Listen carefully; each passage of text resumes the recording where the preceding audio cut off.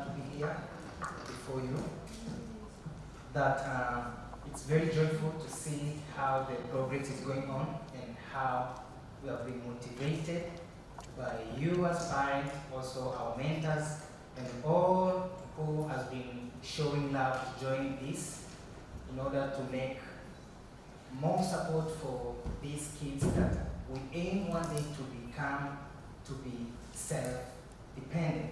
That's one thing that parents do waiting for, that one day we may be alive or we may be somewhere else. So their great question is, what if we be staying apart and these kids stay alone? Will they be enough to be self-dependent? So this question goes directly to teachers and those, the specialists, plus those therapists, that we have a great job to do, ensuring that we need to fulfill this mission that we have. I'm always speaking that let this be the true call from our hearts and not the call from our pockets. That's the good thing that we must remember. That we are doing this not because we are now sometimes paid or what, but let us do as a passion that is from our heart, knowing that not only today, but in future, this young generation will grow up and sometimes will be the one who will be asking that what have we participated to ensure their life is somewhere else that should be in a positive way. Thank you for the introduction. Then let me keep on moving with my topic. Yeah, my title, the theme is on the next slide. That this is just an introductory, that you all be welcome to this fantastic conference that aim at discussing the unique for all participants, that parents and the experts. Yeah, let's go together, because this is special plan for the all who has been taking this role as teachers and all specialists, that we aim at building the same house. And this house is to mitigate, to teach, and to improve or to innovate other skills that these children, sometimes not all people understand them.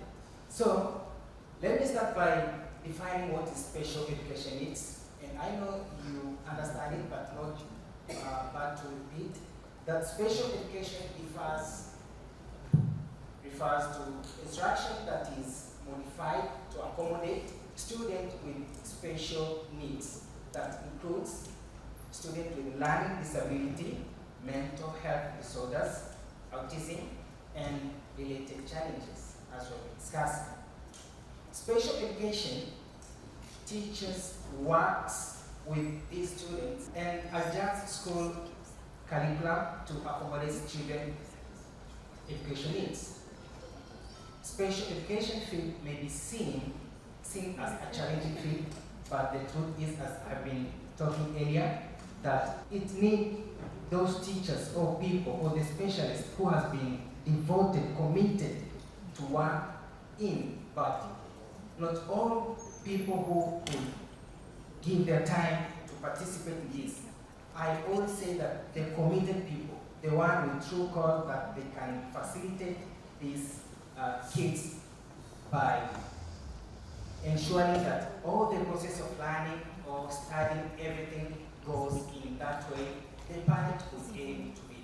But also, the issue is we need to pursue it with love, not only by relying to money, but let it be the service, but also with love and courage from our hearts.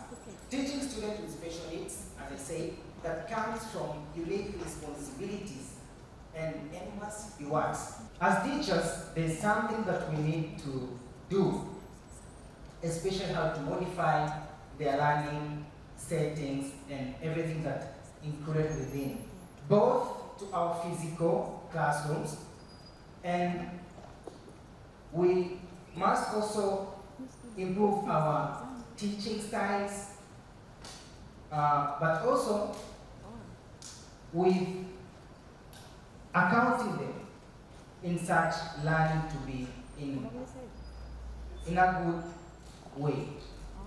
Hereby saying that we prefer or we aim by modifying that we can also include the changing. What changing? That modification, here we mean adapting to those things we can't change. Existing circumstances, but also interventions involving skills building strategies that are designed to move children with special needs to more advanced academic level that we all need them to be. As a special education teacher and experienced in teaching special education needs classes, inclusive classes, as well as the regular one,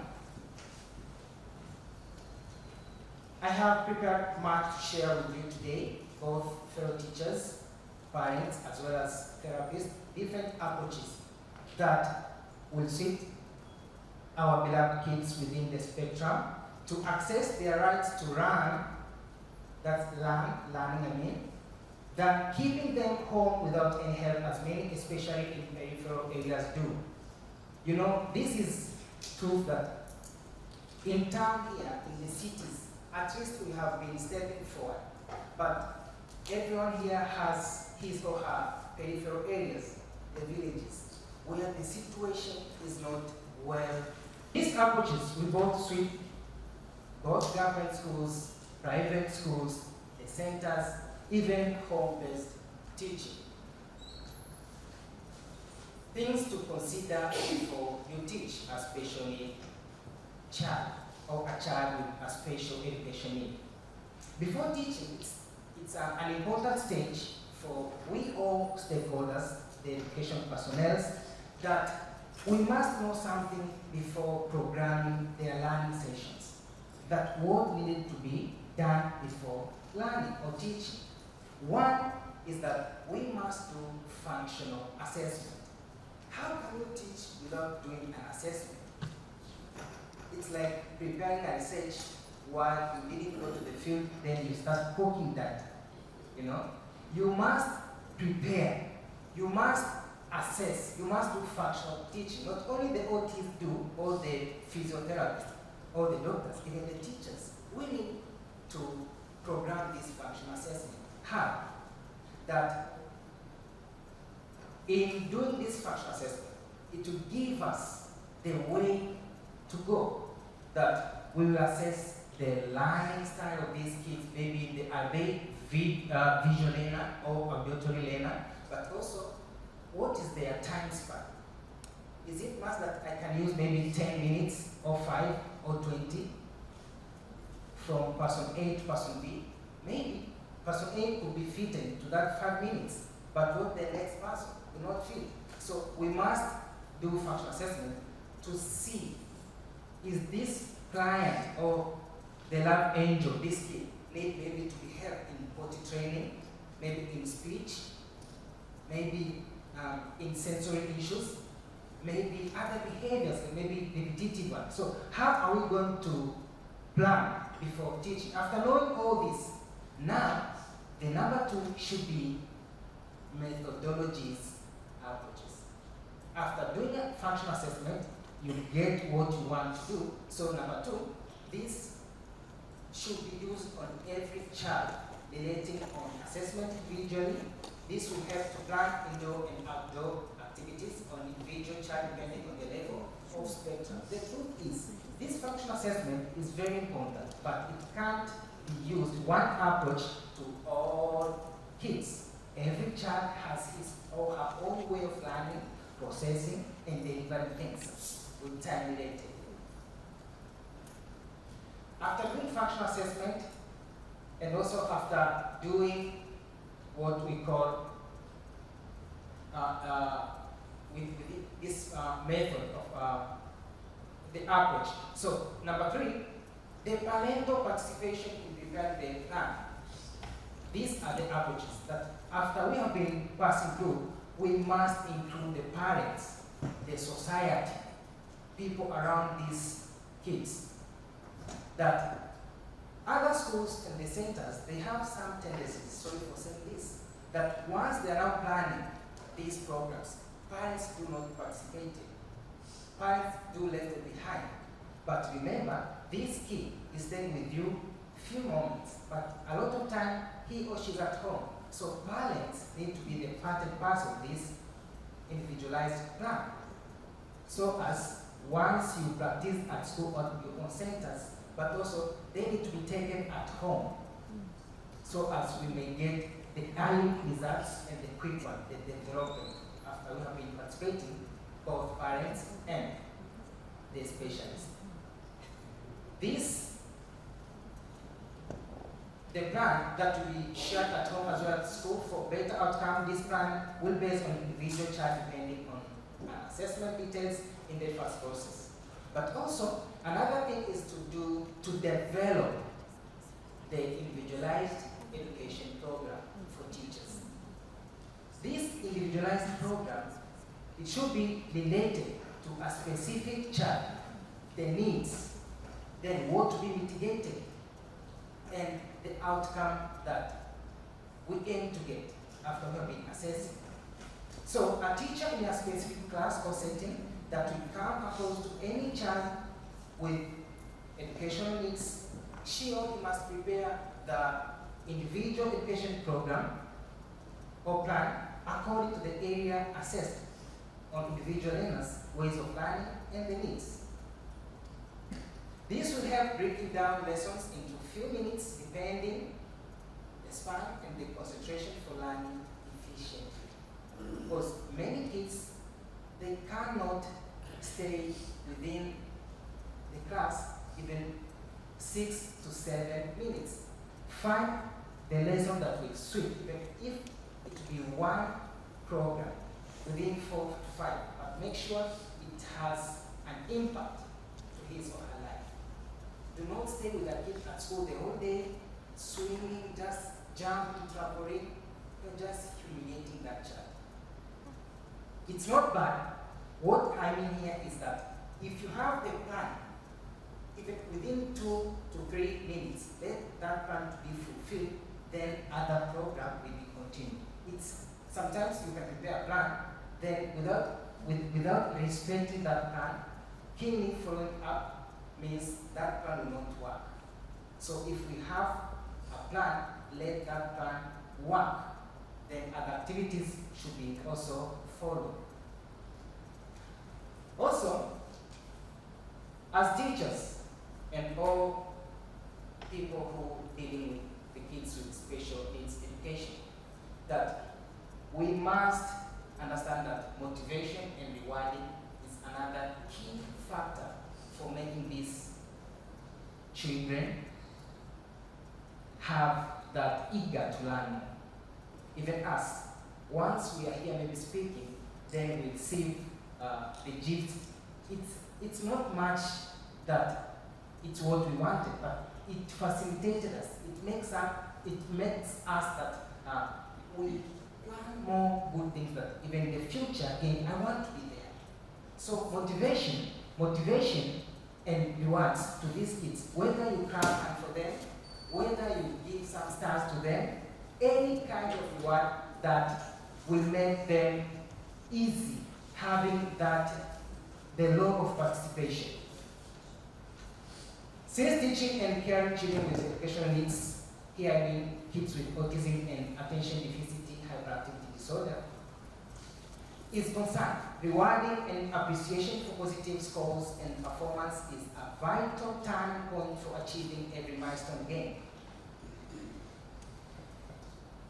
This will inculcate the abilities of our kids with the needs to do better, especially in OT trainings, behavior modification, inclusion in socialization, speech development, self-leading, and all abilities shown needs to be appreciated and acknowledged too. Some may ask that my kid now is turning 6, maybe 7, he or she can't feed her or himself. But the thing is, try to motivate. Find any other alternative that is friendly. Do not use force. Do not use force. In our local village, let me share you a story. In our local village, our parents sometimes do use force in giving a child, let's make a porridge, by taking hand near the mouth and using force, whether you like or you don't like, you must do. But sometimes you may end up falling it down. So do not use force. Find an entertaining way, a supportive way, a loving environment, so that you maybe include that child in such program you want to do. Don't use force. Everyone has his or her own way of learning. It's a matter of time and the environment that you have been created.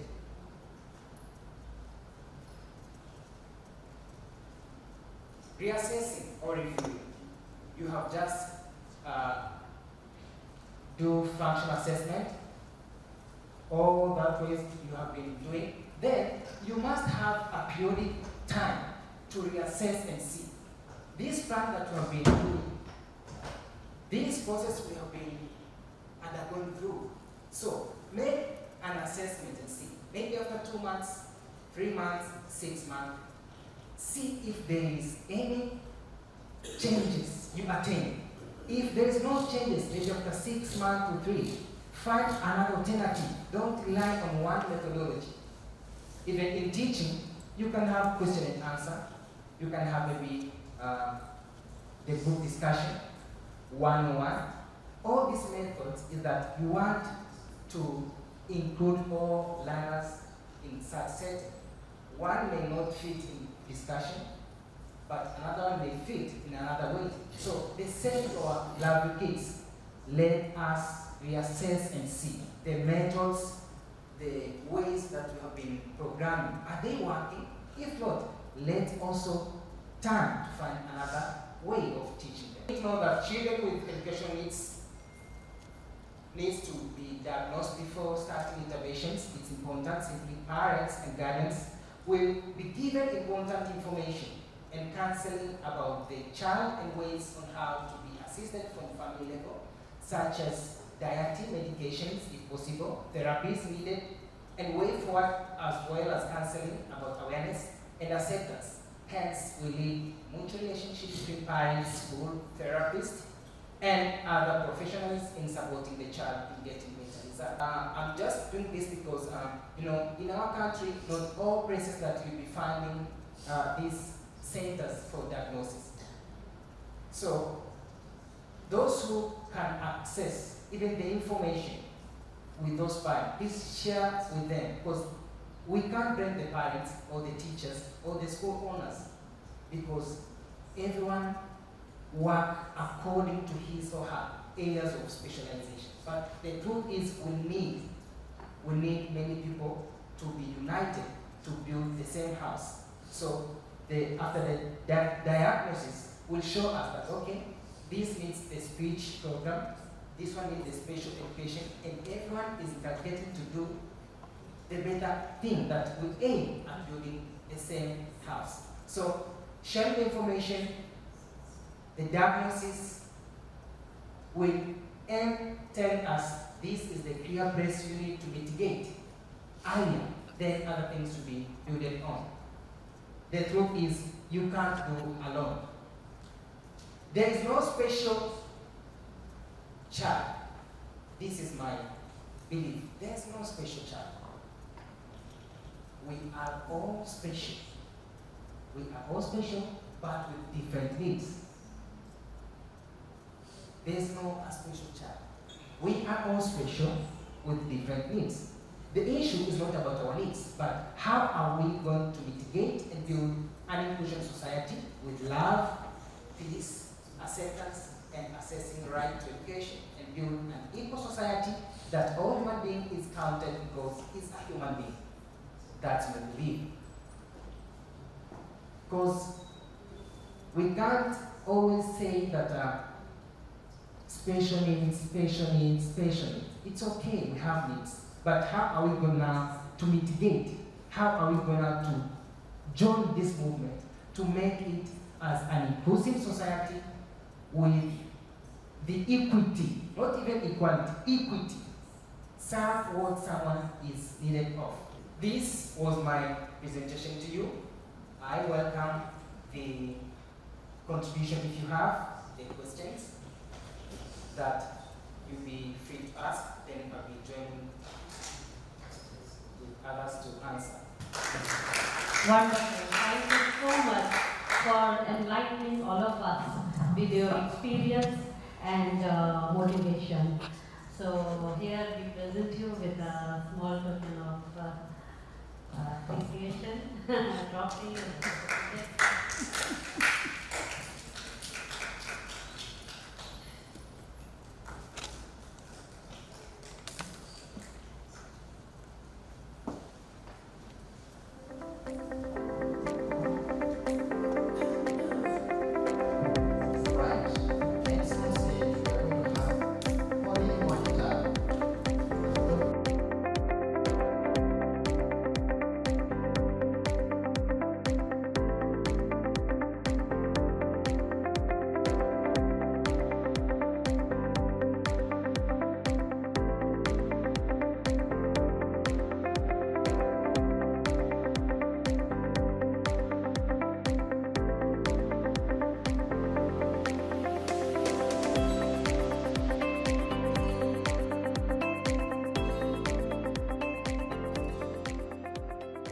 Good morning, everyone.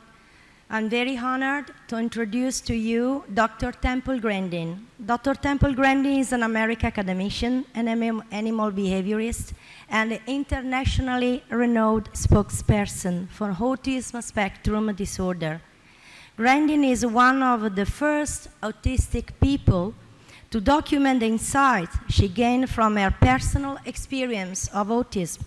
She is currently a faculty member of Animal Sciences in the College of Agricultural Sciences at Colorado State University. Based on her experience, Grandin advocates early intervention to address autism and supports teachers and professionals who can redirect children with autism right in fruitful directions. She has been an outspoken proponent of autism rights and neurodiversity movements. In 2010, Temple Grandin was listed as one of the 100 most influential people in the world by Time 100, which named her in the Heroes category.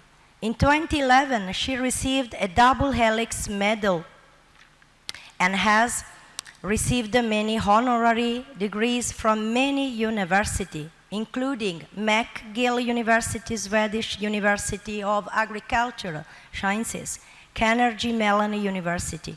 Grandin has been featured on major media programs. She was the subject of the Emmy and Golden Globe winning biographical film Temple Grandin. In 2018, Grandin as a feature in documentary This Business of Autism, which explore autism employment and the success story of autism employers. She has been written up in Time magazine, People magazine, Discover magazine, Forbes, and the New York Times. She is best known for designing the Hug Machine, which is a deep oppression gadget planned to calm extremely sensitive people, ordinary people with autism. Temple Grandin, thank you. Hi, I'm Temple Grandin. I'm a professor of animal science at Colorado State University. In fact, I've been at Colorado State University for a long time. And I have autism. I had no speech until age 4. And I was very, very lucky to get into some very, very good early education. I cannot emphasize how important it is to get little 2-year-olds and 3-year-olds who are not talking into therapy. And if therapy is not available, then you get grandmothers to work with the child. Get grandmothers that know how to engage that child, teach them how to take turns at little games. Let's say the kid's lining up blocks, then have the child take turns with you lining up the blocks. Also, you want to teach speech. I want to give you a hint. Slow down when you talk to these kids. Slow down and give the child time to respond. These kids are like a phone with bad service. You have to wait for it to download the web page. That's how these kids are. So I want to work on speech, turn taking at games, and then skills, things like washing your hands, brushing your teeth, putting a shirt on, basic skills. And if you're getting good progress, the kid should like going to therapy. The child should enjoy therapy. And if therapy is not enjoyed, then you're pushing them into sensory overload. But I cannot emphasize it enough. You have little 2- and 3-year-olds that are not talking. You must start working with them now. Absolutely now. Now, my very first slide shows a picture of me teaching my class. I'm a college professor. And there's been a lot of issues about identity recently. And my identity is my career. I'm now 76 years old.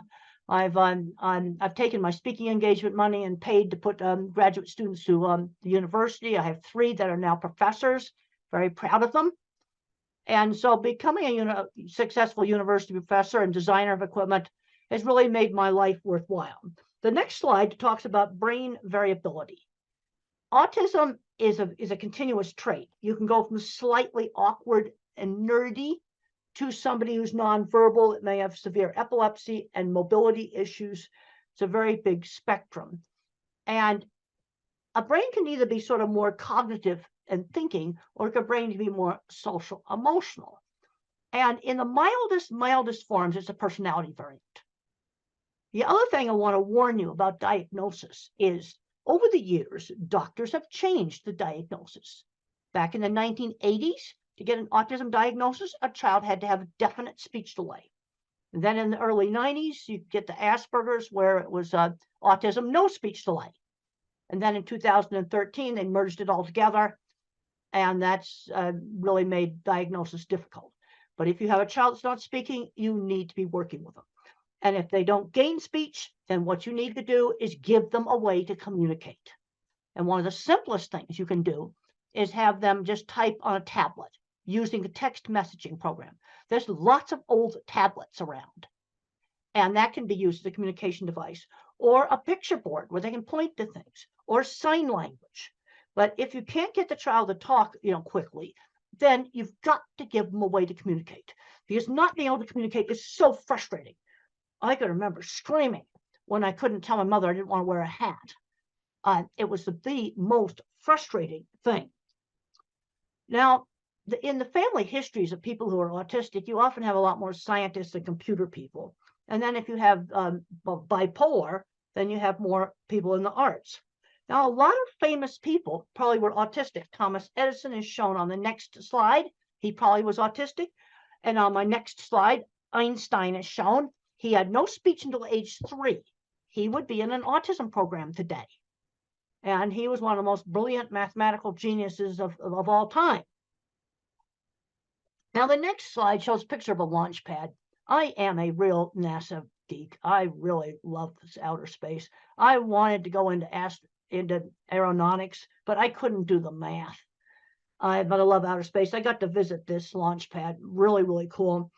But there were a number of people working at NASA on things like building a launch pad and designing control rooms. They're autistic or dyslexic. When I was building equipment out in the plants, I worked with people that owned big metalworking shops that were probably autistic or dyslexic. They were the kids that were bad at math, but they could build anything. Now, the next slide talks about emotions being different. I have emotions, but the things I get emotional about is really cool stuff. Like getting to go to Cape Kennedy and watching a SpaceX launch. That was just the coolest thing. And then looking at live video feeds of some astronauts, going up to the space station in those really cool spacesuits. That's the kind of stuff that gets me turned on. And a lot of fully verbal individuals with autism don't have many friends. I'll tell you how to get friends. Friends who shared interests. You get together with the people that like horses, or you get together with people who want to train dogs, or you get together and have a chess club, or you go into robotics club, or you're in music, doing music together.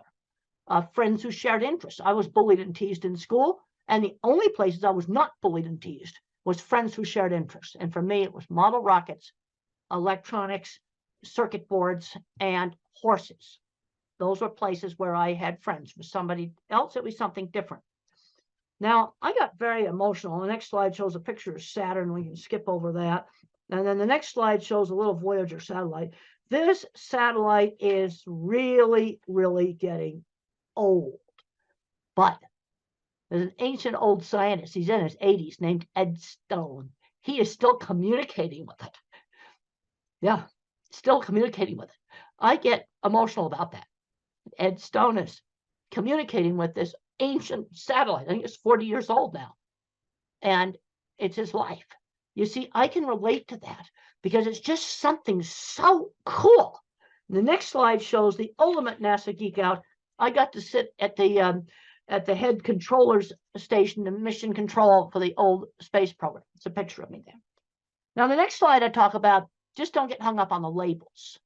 Too often, so I'm seeing kids where you're getting too much into the label. They say, well, the kid's got a label. He's not going to be able to do anything. I've heard this over and over and over again. He's not going to be able to do anything. Even with some of the kids that have physical handicaps. They'll say, well, he can't walk. They'll never go to school. They'll never get a job. But I worked with a lot of autistic people that owned businesses. This is what really frustrates me. So don't get hung up on the labels. Okay, we have a 3-year-old that's not talking. Let's work on getting them talking. And we also have to get them out doing things. Don't just hide the kid at home. Take them out shopping and turn shopping into a learning experience. Well, let's talk about different kinds of rice. I know in India, there's all different kinds of rice, curry sauces and things like that. Let's let him pick out some of the things. Or you can say, well, Dad likes this food. Go get it off the shelf. Turn it into kind of a turn-taking game. Get them interacting, getting them to help with chores in the house. Now, I have grandparents. On the next slide, grandparents come up to me all the time, and they discover they're autistic when the kids get diagnosed, and they would be the milder type, probably with no speech delay. And where that diagnosis really helped that adult is it helped them with their relationships. That's where it really, really helped them. Because then I had a lady come up to me at the airport, and she said to me, well, that my book, Thinking in Pictures, helped her understand her engineer husband. Here's my book, Thinking in Pictures, my old autobiography, Thinking in Pictures. She now understood her engineer husband, who now that she had found out that about autism. You know, these kind of things are coming up all the time. But I'm seeing too many kids today ending up playing video games all day, and they're not doing anything else. They're not working in the video game industry. And I don't recommend the video game industry because a lot of that work's going to get replaced by artificial intelligence. I'll tell you the work that's not going to get replaced. Kinds of stuff that I did. Fixing motorcycles. That's not going to get replaced. AI is not going to do that. Hands-on jobs, a nurse, somebody who's a very good motorcycle mechanic. That's not going to get replaced by AI. And since I've been traveling really heavy now, I'm seeing lots of elevators that need fixing. And AI is not going to fix elevators, and elevators are not going to go away. So I'm going to tend to really emphasize the hands-on jobs because those are the jobs that AI will not take out. It's going to take out some programming jobs. Now, the next slide shows me standing in front of the vehicle assembly building. And I got really, really, really emotional because that's the most fantastic thing that us old folks did was go to the moon. And the next slide shows pictures inside the vehicle assembly building. And I got on the roof. And I found out later on I wasn't supposed to be on the roof. But that was just so much fun. So much fun. Okay, the next slide talks about some sort of foundation principles in working with these kids. Sudden surprises scare. Okay, so let's say, for example, a child has to go to a new school, or you're going to go visit some new friends. Maybe you show some pictures of their house. You show some pictures of the school. So it's not such a surprise. Okay, let's say they're going to travel on an airplane. Well, let's look at videos of airplanes. Maybe go to the airport and watch them take off. You want to reduce the surprise factor. The other thing you need to do is stretch these kids. We don't force them into something where they're going to get into sensory overload, but stretch them and then give them some choices. Well, we could do this game or that game. We could go to this store or that store. You give them some choices, and we've got to limit the amount of time they're spending just tuning out on phones and other electronics. Now, don't recommend it banning it. Don't want to ban it. But what we need to be doing, an hour a day is plenty. Now, the next slide shows just a picture of a really, really good teacher. And a good teacher knows how to kind of gently engage a child without causing sensory overload. The next slide just emphasizes the importance of turn taking in a game. And if you were to use a game that's on a phone, I want one phone physically passed back and forth. Physically pass the phone back and forth. So it's a true interaction. Now, the next slide talks about teachable moments. This is a 1950s way of parenting. And I think it's a really good way of parenting. If I made a mistake, we had sit-down meals, you had to eat properly. And if I stuck my finger in the mashed potatoes, mother did not scream no. She would say, use the fork. Okay, or if you have chopsticks or whatever, you use them. You use the utensils. She'd give the instruction instead of saying no. That's really important. Just quietly give the instruction. Now, obviously, if the child ran in the street, you'd have to, but I'm talking about things like maybe touching too much stuff in a store. You might say, only touch the things that you're going to buy. You give the instruction quietly. Okay, the next slide just talks about limiting video games. One of the things we've got to avoid is these kids just becoming recluses in their room. But then on the other hand, due to problems with sensory, and sensory problems are real, some of these kids need some time just to calm down, just some time to chill. And that is okay. But some of the recent research going on with the social media use, again, I don't want to ban this stuff. Some kids play a video game where they can talk to friends. That I don't want to take away from them. But they can't be doing this for 10 hours a day. That's something that we just cannot be doing. The next slide talks about just providing some choices. So you might say, well, you could do robotics, or you could do soccer, or you could be in a theater group, or you could be in the school band. You could do karate's. Cub Scouts is an American program for kids where they learn camping and other skills. So we're going to get out and we're going to do things, but you give them some choices. Now, the next slide shows a little child blocking his ears. Sensory problems are real. That's part of autism. And one of the ways to help a child that's afraid of something that's really, really noisy is to let them control it. Hair dryers, vacuum cleaners. Let the child turn that thing on and off where they control it. And I've talked to several families where the vacuum cleaner went from the most hated fear thing to their favorite toy when the kid could control it. Same thing with car horns. Let the child beep it. Now, if some kids wear ear protectors all the time to block out sound, if you wear those all the time, sound sensitivity will get worse. That is something you do not want to do. But to give you control, you can have those headphones with you all the time. Have them with you. They can be around your neck. They can be on the top of your head. Have them with you. And then you only wear them when you get in a really noisy place like the train station. Okay, so if something really noisy like that, you wear the headphones. But the rest of the time, you have them off, but you have them with you. You see, this control is so important. And then another thing we have to be looking at is problems with flickering on LED lights. Some LED lights flicker. I just found out one of my students who's not autistic, but sensitive, that our beautiful new lecture hall has lights that flicker. In new construction, let's try to not build that. Let me tell you how you can find them. Take this thing out here, right here, put it on slow motion video, and take pictures of the room, and you'll find the bad lights. So what do you do if you have a classroom with awful lights, which unfortunately, I just found out that our beautiful new classroom has awful lights. Well, there's two things you can do. Put the desk over by the window, or go find an LED that does not flicker. Put it in a lamp that the child could bring to school and put next to the desk, and wear a hat with a brim. That will also help block out the ceiling lights. Just want to try to give you simple stuff that you can go. Now you can skip over the slide here about the headphones. We already talked about that. The next slide talks about sensory perception and autism. And these sensory sensitivities are part of the neurobiology of autism, and they're very variable. Like, I do not have visual sensitivities. I teach classes in this classroom. I didn't see it flicker. You see, this is where autism is so variable. One individual or adult will have problems with lights flickering. Also, you can get it in some dyslexics, not all of them. Also, some head injuries too can also give problems with lights flickering.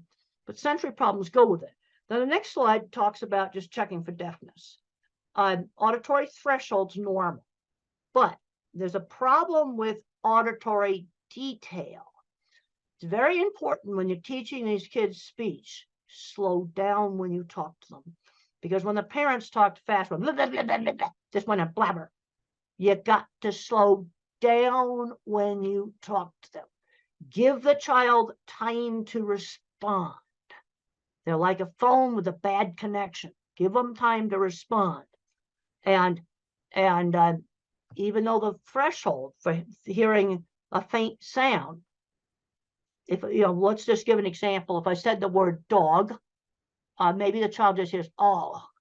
So when my speech teacher worked with me, they'd go dog, and then they'd go dog, really slowing down and enunciating the sounds.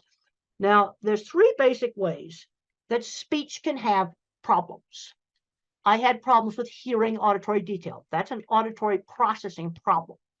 Then I had problems with getting my speech out, almost like a stutter. But now the next slide just talks about echolalic kids. Echolalic kids are the ones that will recite TV show and movie scripts, things that they've listened to over and over and over again. But the problem is they don't know what the speech means. They don't know what it means. So what you have to do is find some lines from that movie that you can put in a real situation.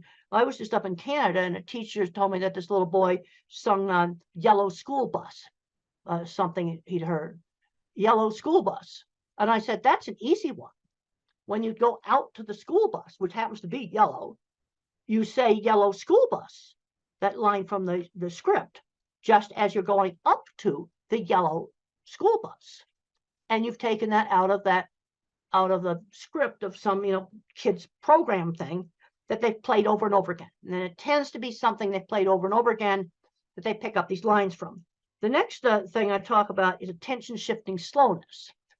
You see, if you're a phone with only one bar of service or a computer with a very small processor, it's hard for me to multitask. It's hard for me to switch attention back and forth. This is why multitasking jobs can be so difficult. Like a busy takeout window or a very busy restaurant where they just have to dish out a lot of orders all at once. That would be a problem. The next slide shows it's an old study done by Ami Klin with some of the very early eye tracking software. And they watched a movie called Who's Afraid of Virginia Woolf, an old black and white movie. But look at how many times the normal person looked back and forth between the eyes. There's nothing in this paper about attention shift. It's all about social. The normal person looked at the eyes.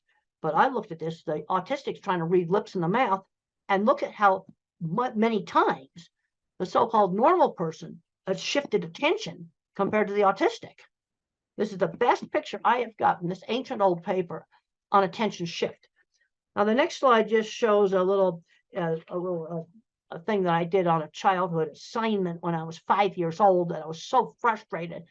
And I was supposed to mark the pictures that began with the letter B. B as in beautiful. I knew my alphabet, and I marked a suitcase as a B for bag. And they didn't give me time to explain that in my family, we called them bags. And it was so frustrating because I understood the B concept. The next slide shows how some people that have visual processing problems can actually have images break up. And this is a slide from some of the people with migraines also have some of the similar things.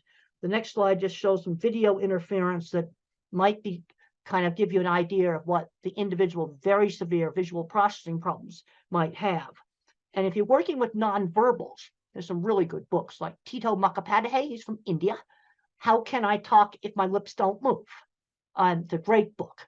and he describes problems with sensory scrambling, visual scrambling, and problems with motion. The next slide shows an escalator. And children with visual processing problems or adults with visual processing problems often hate escalators. Another thing that they'll complain about is the print jiggling on the page when they read. The next slide just shows that. It shows the print jiggling on the page. Now, I want to make it very clear. This does not explain all dyslexia. It only explains some dyslexia. Okay, the next slide shows some simple things that you can use.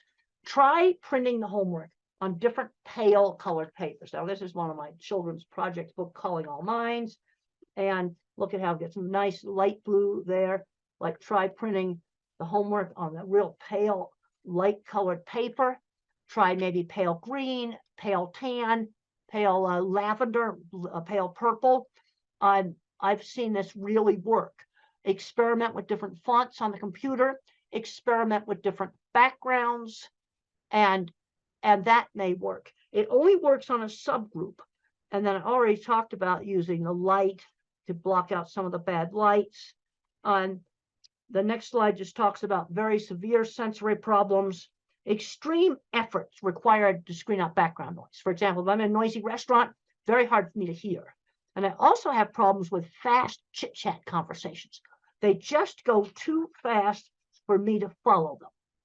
The next slide is the title of a paper called Environmental Enrichment is an Effective Treatment for Autism. That's the title of a paper. And what's done in this is you might hold a warm cup and then smell maybe cinnamon. Okay, so you're stimulating two senses at the same time with a lot of emphasis on touch and smell. Or you might listen to music and hold a cold water glass. You know, very simple things. And what you're doing is always changing those things. And it has some efficacy. It's actually a evidence-based method as an adjunct. It doesn't replace speech therapy or something like that. Next slide are some of the really best books written by individuals who do not speak, but they have a good brain inside there. And my favorite is the one from India, Tito Mukhopadhyay, How Can I Talk? My Lips Don't Move? Is my absolute favorite. It's available on Amazon as an ebook. These are all available on Amazon in ebook format, which makes them easy for you to get. And if you're working with a child that does not learn to speak, these books, you must read these books. You know, they're wonderful books, and you'll really understand. The next slide just shows some brains. And the thing is when you hear a word, you see a word, think about it, different parts of the brain turn on. Now, where we've got a problem in the brain is lots of times with the interdepartmental communication between these different parts. The next slide just shows, next two slides just show some really cool brain scans that were done on me of the interconnecting circuits. And then we can go down to one that says axon projection field much less organized. One of those is mine, and the other one is a so-called normal one. And this explains why I had problems with expressive speech. I had less fibers for speak what I see. The next slide just circles the less fibers. And then on auditory, I got just a little tiny one. I'm not auditory. The thing I can't emphasize enough, it's showing in the next slide, there's a three-dimensional drawing drawn by an autistic child, develop the kid's strengths. And this is something I really emphasize in one of my newer books, Visual Thinking, The Hidden Gifts of People Who Think in Pictures, Patterns, and Abstractions. Work on the strengths. So how do you figure out what a kid's strengths are? Well, visual thinkers like me like to build things, and we like to do drawing. Art and mechanics, those two things go together. You might have another kid who's mathematical, then move that kid ahead in math. Or another kid that loves verbal facts. These are history lovers. And move them ahead in the thing that they're good at. The next slide just talks about my ability in art was always encouraged. And I was encouraged to do lots of different art, because a lot of these kids just want to do the same anime character over and over and over again. And people get bored with that. No, we need to be broadening it out. I would draw a horse head. Let's draw the whole horse. Now, the next slide just shows how I see movies in my head. Everything I think about is a picture, where the mathematical thinks in patterns. I think in pictures. Also, really pay attention to detail. I've got a picture there of eclipse shadows through a tree. And being a visual thinker, somebody who really thinks in pictures, this was really an asset for me in animal behavior, because I looked at what the animals were looking at. That's what I did. Other people couldn't, that think in words. They couldn't understand, why would I want to look at what cattle were looking at? That's kind of ridiculous, but it's important. Next slide just shows seeing a car through the fence, picking up little details in the environment. Animals live in a sensory-based world. They don't live in a word-based world. They live in a sensory-based world. Next slide just talks about some things that have been learned about autism on auditory capacity, much really good pitch discrimination, hearing unexpected sounds. The next slide just shows a curved cattle handling facility. Being a visual thinker really helped me in my work. It was really, really good.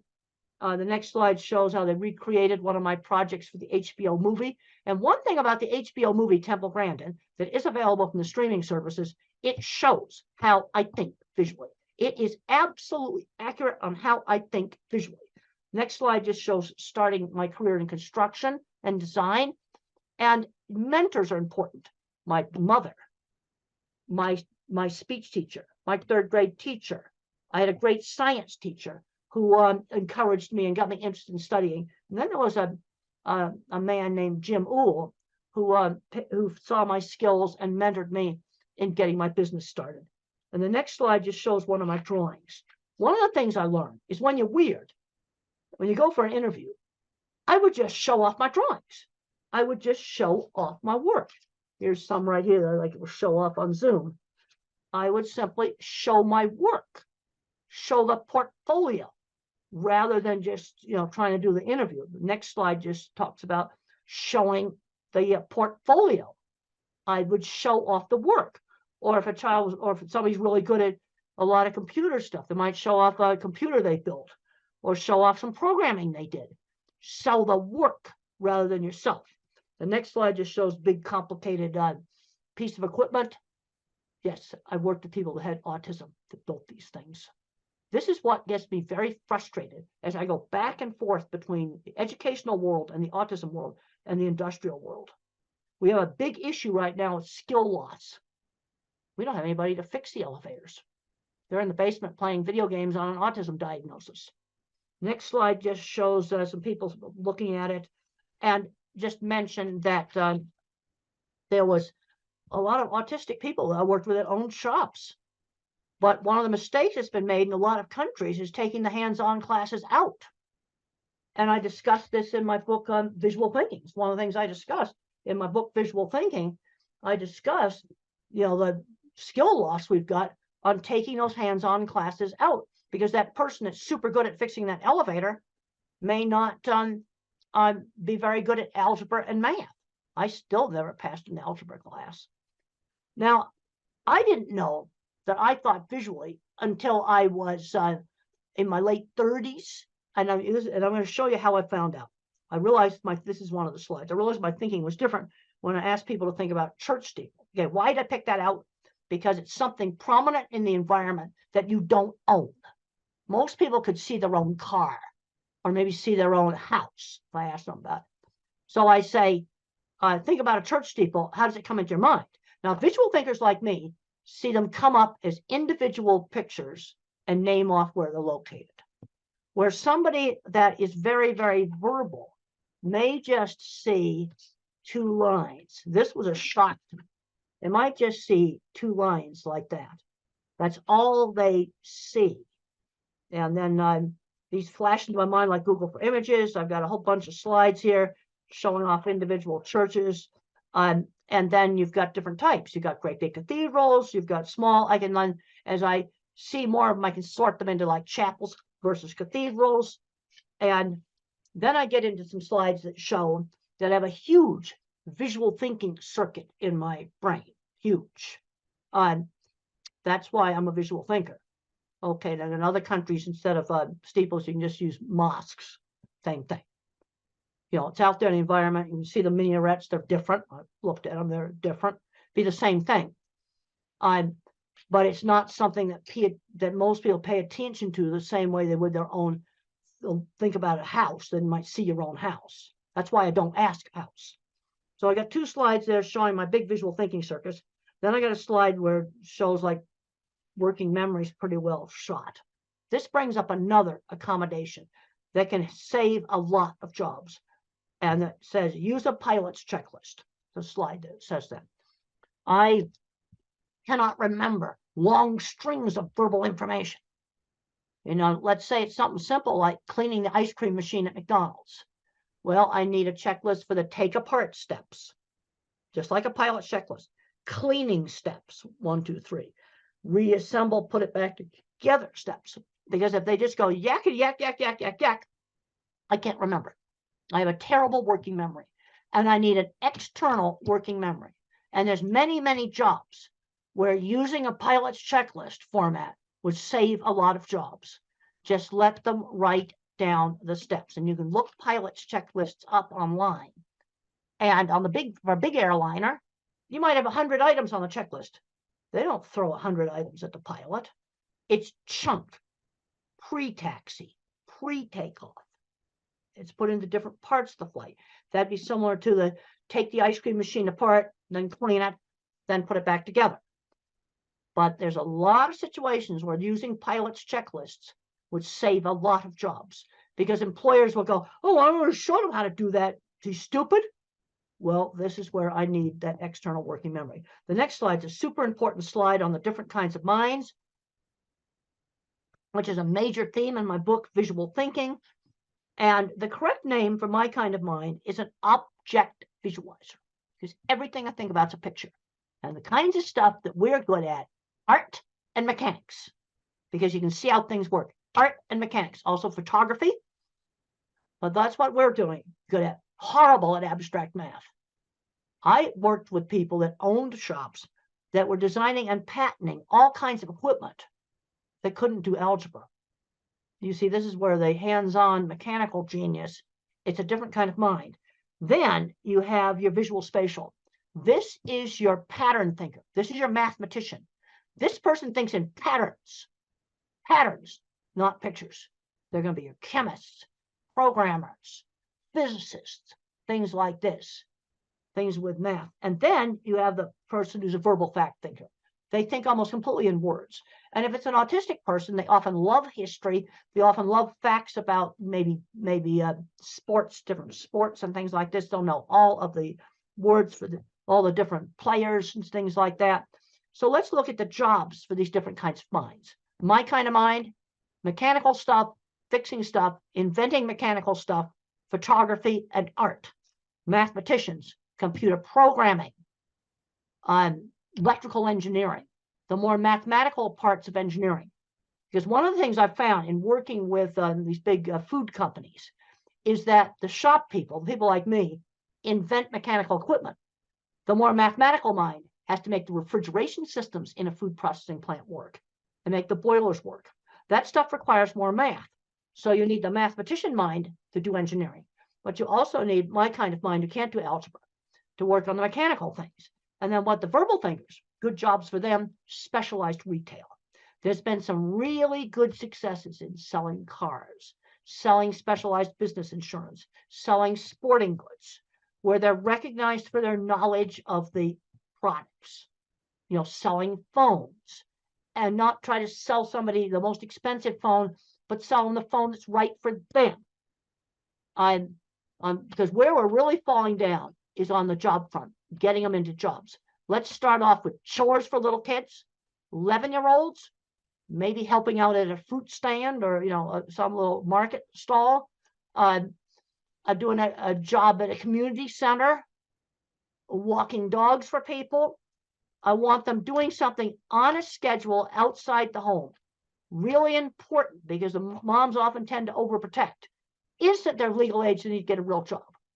And you need to just figure it out in the neighborhood. This is one thing I've noticed when I've gone to a lot of countries, there's a lot of little tiny small shops. And I drive by those shops and I'm going, oh, that little clothing store would be perfect for this autistic girl to start doing some work in. And you just set it up in the neighborhood. Mother did that with me. When I was 13, she got me a little sewing job with a local seamstress who worked out of her home. It was just something done in the neighborhood. But they've got to start learning how to do things outside the home. This is really, really important. So we start making that transition to work before they graduate from high school. I cannot emphasize this enough because work skills are not the same skills as academic skills. Now, I was a goof around student until my science teacher motivated me to study, because being a scientist, you had to study. And I made up for like 3 years of high school where I goofed off really quickly. But I'm seeing too many kids where they're not learning how to drive. They're just not learning any skills. Okay, when I was 8 years old, the next slide talks about use a variety of teaching methods. When I was 8 years old, I couldn't read.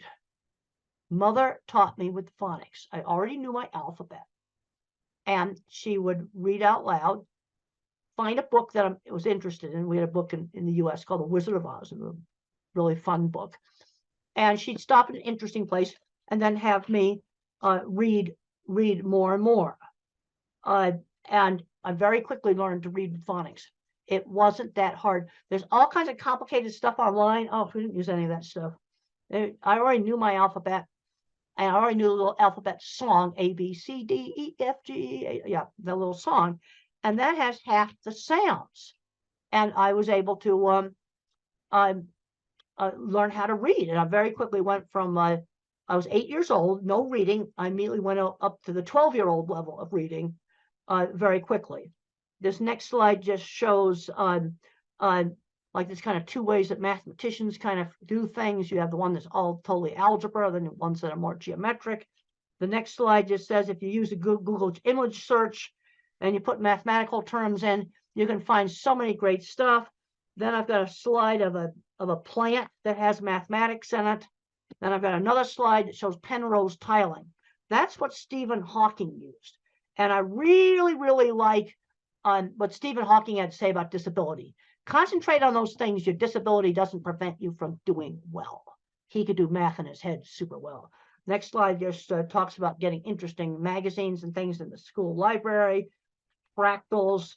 I've got a whole bunch of slides here that just show cool, interesting stuff. Then there's a picture of me with a horse looking at me sawing a board. And friends who shared interests.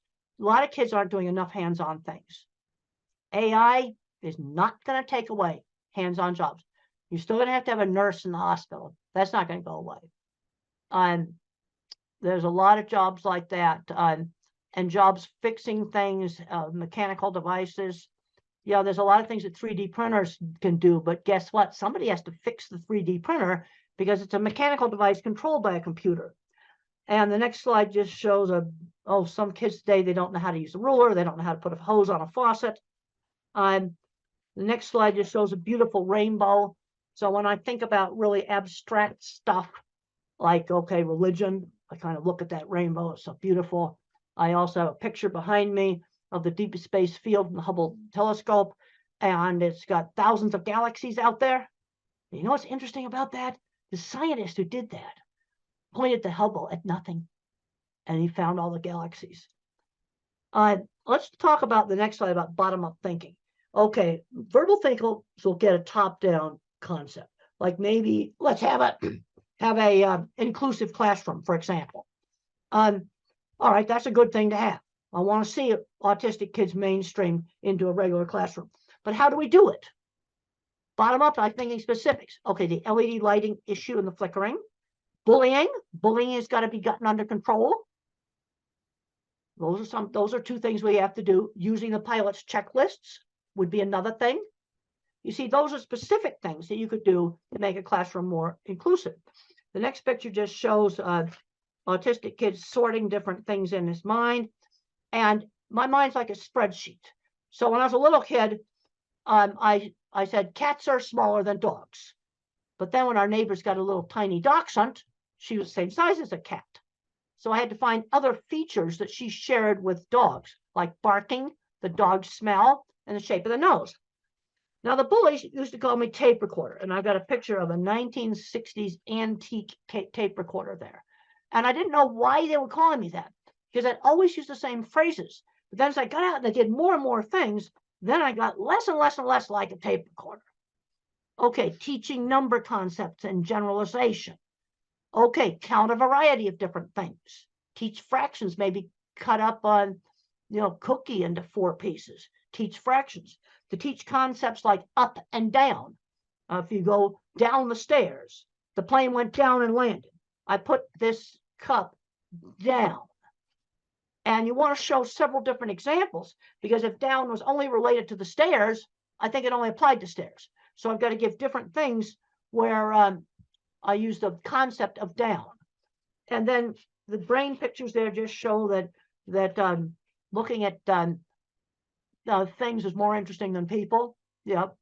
I get really turned on about things like the scientist who had the guts to point the Hubble at nothing, and he found everything. The other scientists thought it was stupid to waste the expensive observing time on looking at nothing. Single most important picture that telescope took. Okay, the next slide is just more stuff on friends who shared interests. We've already discussed that. And the next thing on 1950s upbringing, this is where there was some things, social things, at least in the US, were taught in a much more structured way in the 50s. Turn taking at games, being on time. That was drilled into me. And I think we had a big, huge school clock that was this big. And every time the second hand went around, the minute hand did 1 click. I could see it. I think, and you can get these electronic ones, battery operated versions of these clocks. They still exist. Help with time. And then sometimes you got to do an activity you don't really like because somebody else in the family wants to do it. That gets back to turn taking. The other thing that really helped me, and it helped a lot of kids in the 50s, is party hosts and hostesses. In the 50s, when we were 7 and 8 years old, we had to dress up in our good clothes, and we had to pass the snacks around, greet the guests, be little hosts at the parties. And my brother's not autistic. He hated those parties, but he admitted they helped him become a bank vice president. Because I just read in the Wall Street Journal just the other day that college students are just scared to death to go up and talk face to face. Those parties were important, and they're an easy thing to do, and they don't cost anything. And then just being cute to say please and thank you. Basic polite, what I'm going to call just being polite. You cannot be a rude, filthy, dirty slob. Okay, there's a lot of concern now about masking, and there's some hypersocial stuff I can't do. You can be eccentric. I dress kind of eccentric, but you cannot be a rude, filthy, dirty slob. And there's a scene in the movie where my boss slammed down a deodorant and said, "You stink, use it." Yeah. Hygiene, yes, you're going to have to clean that one up. Just that simple. The other thing that's really important, shown on the next slide, is how parents and the teachers need to work together as a team, where the rules are the same at home and school. And my mother and the local teacher kept really in close contact with each other. The next slide talks about teaching social skills. It's like teaching somebody how to behave in a foreign country. Like, for example, in the Middle East, if I were to lift up my foot right now, my hand up, not my foot, I won't actually do something that's rude in the Middle East. Put my foot up and show it to the screen, that would be the rudest thing I could do. Now, normally I wouldn't do that anyway. But there'd be other situations where I might just accidentally do that.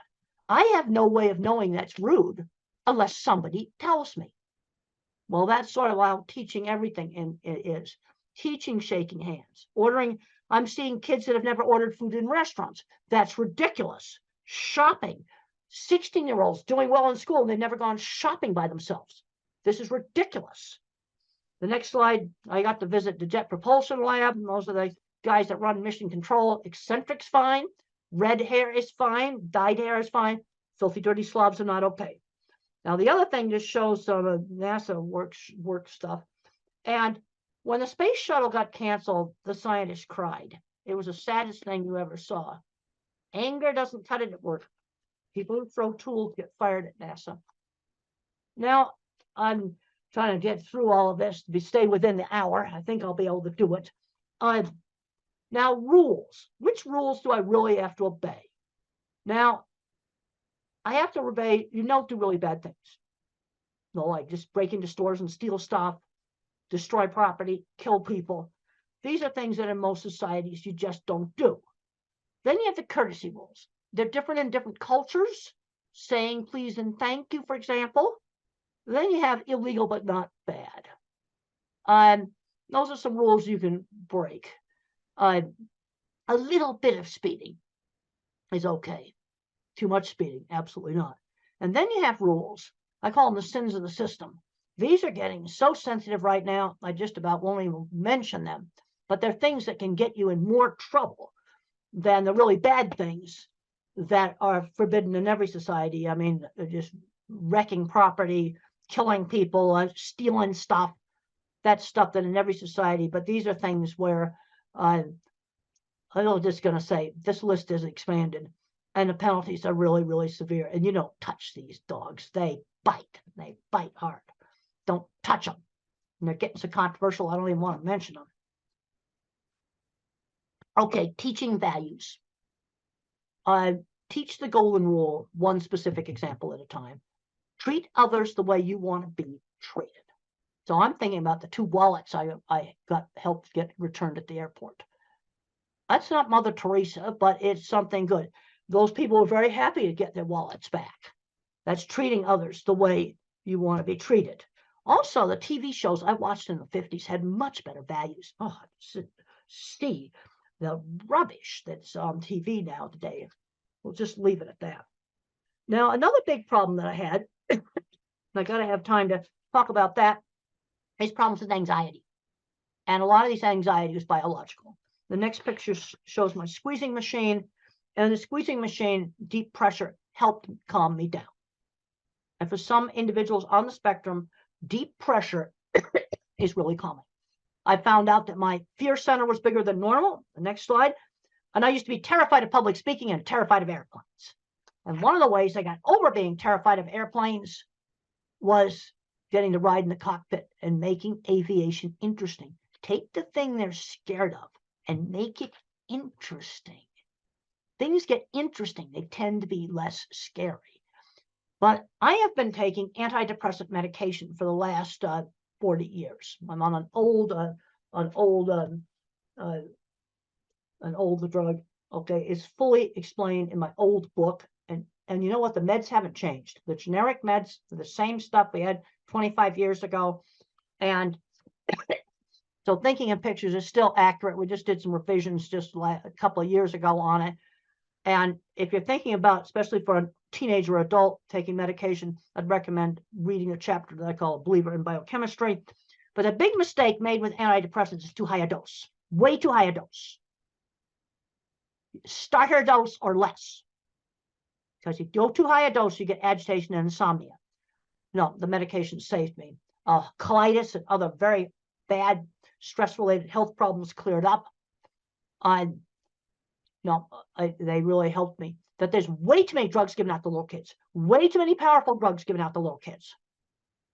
I'd take an old-fashioned antidepressant, Prozac or fluoxetine or sertraline, that's Zoloft, or Celexa. Some of these other drugs also work well.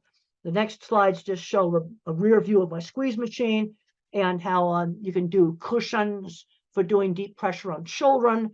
There's another slide there showing swinging a child. And sometimes when you swing a child or when a child rides a horse, they say their first words because of the rhythm. Another slide just shows a weighted vest. These are things you can try. They don't work for everybody. See, this is the problem. Work for some and not for others. But if you work on kind of desensitizing to touch, that can be really, really helpful. You see, I could control the squeeze machine. Let's get back to this whole thing of control. Exercise. A lot of kids aren't getting enough exercise. I got a slide in there saying I do 100 sit-ups every night. I hate every one of them. Burst of hard exercise really can be helpful. Really helpful. Then my elementary school life skills training, we talked about the party hostess. Another thing I sold candy for charity, and I was shopping by myself for little toys. I got a little allowance, and I'd buy comic books with that. But if I wanted this little toy airplane, I had to save for 2 weeks. I was learning how to save money when I was 7 and 8 years old. The next slide just shows my work experience. I had a lot of work experience before I graduated from college. This is really important. I cleaned a lot of horse stalls.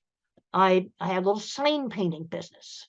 And I had to learn how to make a sign that somebody else is going to want. And my first sign was for a hair salon. So I put a shampoo lady on it from a brand of shampoo. The next slide shows an ugly shed that I made look nice. You see, I had to do work that other people would want. And the next slide shows me painting a goofy sign for the Arizona State Fair. You know how I got that job? I showed off photographs of my signs. And the next slide shows my sign painting truck. And how did I learn to drive? This is a major hurdle. It's going to take longer. You have to spend more time practicing in a really safe place, like a big stadium parking lot, a big open field where there's nothing to hit, absolutely nothing to hit. And you practice like 20 minutes a day, maybe for a couple of months, maybe for 2 months, until you no longer have to think about how to push the gas, how to work the gear shift. You've got to get that operation of the car into what's called motor memory before you do traffic. Go at it a lot more slowly. And then I just have a slide there, tasks outside the home, a whole bunch of tasks there. That might be different in different countries, but the bottom line is I want them doing a task on a schedule outside the home. And this needs to start like at 11 years old. In the US, that replaces paper routes, which we don't have anymore. Next slide just shows, Lego Mindstorms might be one activity. Then I've got a slide in there that people were impressed with my drawings. That's really important. Then I've got a bunch of slides here that show selling myself rather than showing off my work. I got a whole bunch of slides on showing off work. Talk about showing kids interesting things. The other thing on getting jobs is we need to be getting in the back door. And there's a picture in there that shows the Swift plant where I first started, and I met the wife of the plant manager. Yeah, you see, use connections. And then there's my, I was wearing this shirt that's in the Cowgirl Hall of Fame when I met them. Using, connections to get into jobs, finding mentors. I know I'm running out of time here. Got to just rush through this.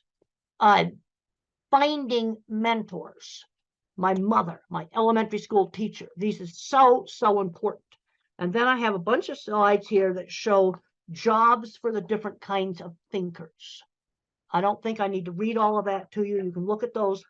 And then to finish up, I've got some stuff on medication in here. Let's try exercise before you try a drug. It's like, one of the big things that's a problem is way too many drugs are handed out like candy. That is wrong.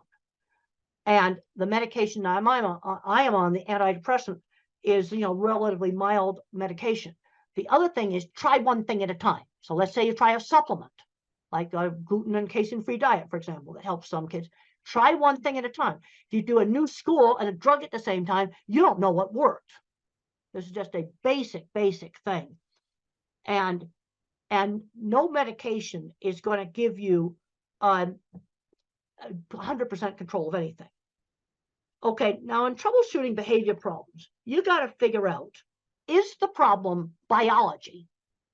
Because you might have a nonverbal person that doesn't speak, and they got a stomach ache, and they can't tell you about it. That's going to make a lot of behavior problems. That's biology. Or maybe there's certain loud sounds bothering, or that's biological. Now, behavioral, sometimes you do things to get attention. The whole frustration with not being able to communicate is huge, but I have kind of a little troubleshooting list there of things to try to, especially with nonverbal clients. Then I have a list of painful things that can be wrong with a person who is nonverbal. There's been horrible cases where people have died from a burst appendix. They were nonverbal and they couldn't tell the doctors that they were hurting. And there's a whole list of things that can be painful things, and some books there that might be helpful. Okay, some of the supplements, probiotics. I take probiotics. They've helped me prevent urinary tract infections. They've worked. But I'm taking one probiotic.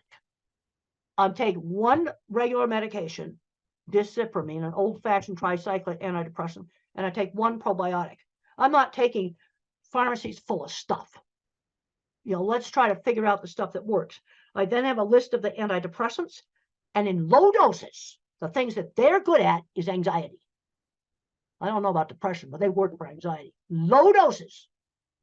And then you've got the atypicals, that's the heavy, much heavier drugs, and much more side effects.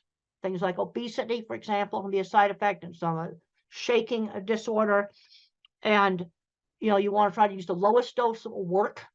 Sometimes very, very tiny doses of risperidol help with sensory, but I mean tiny doses. Another low dose principle, use the lowest dose that works. And then for some of the problems with anxiety, sometimes blood pressure pills work. And I've got a slide there that has blood pressure meds on it. And then epilepsy drugs. You can sometimes get outbursts that are actually psychomotor epilepsies. And they're completely random. They can be calm listening to music and have an attack, and we treat it with epilepsy drugs. So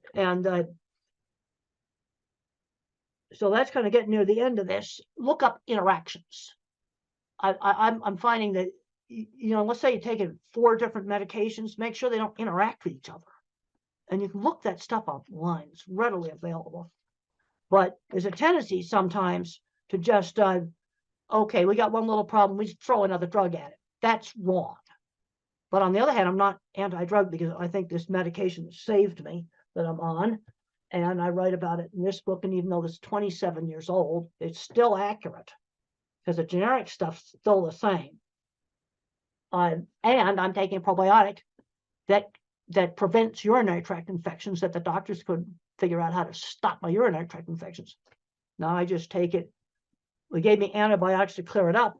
And then what the probiotic does is it prevents it. And that's worked for me. Now but that's 2 things. That's not shelffuls of stuff.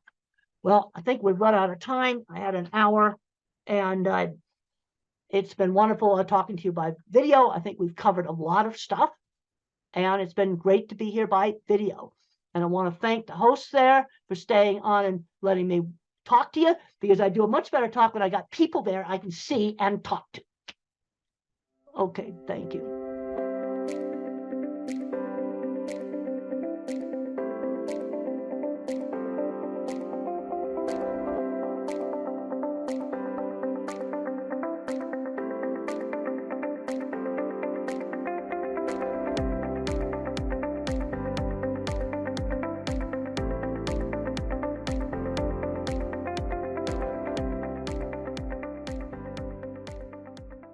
You're going to hear from 3 mothers who are having autistic children and very good professional doctors, 2 of them. So maybe I can start as a parent, and I know most of us parents here would be wondering, especially parents from Africa. So we're wondering, what are the more advanced interventional therapies, across the world? Because in Africa and in Tanzania, to be more particular, we're already used to the normal basic therapies. So we would like to know from you, doctors, what are the more advanced, intervention therapies out there? Yeah.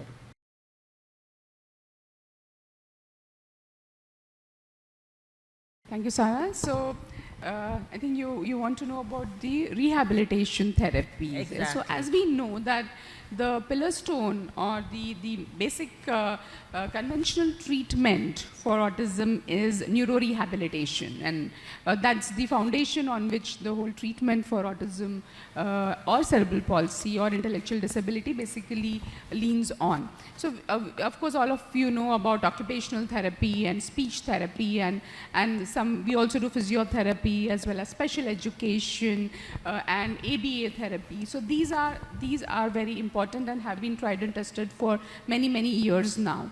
But what we also have, especially in India now, we have aquatic therapy. So aquatic therapy is, children love water, right? So basically if you make them like swim in water or do specific therapies in water, they calm down better and it helps them concentrate better, their coordination improves. improves. So coordination is one of the major issues in children with autism. So aquatic therapy has a big role to play in a comprehensive part, as being part of a comprehensive treatment for autism. Apart from that, of course, sensory integration therapy.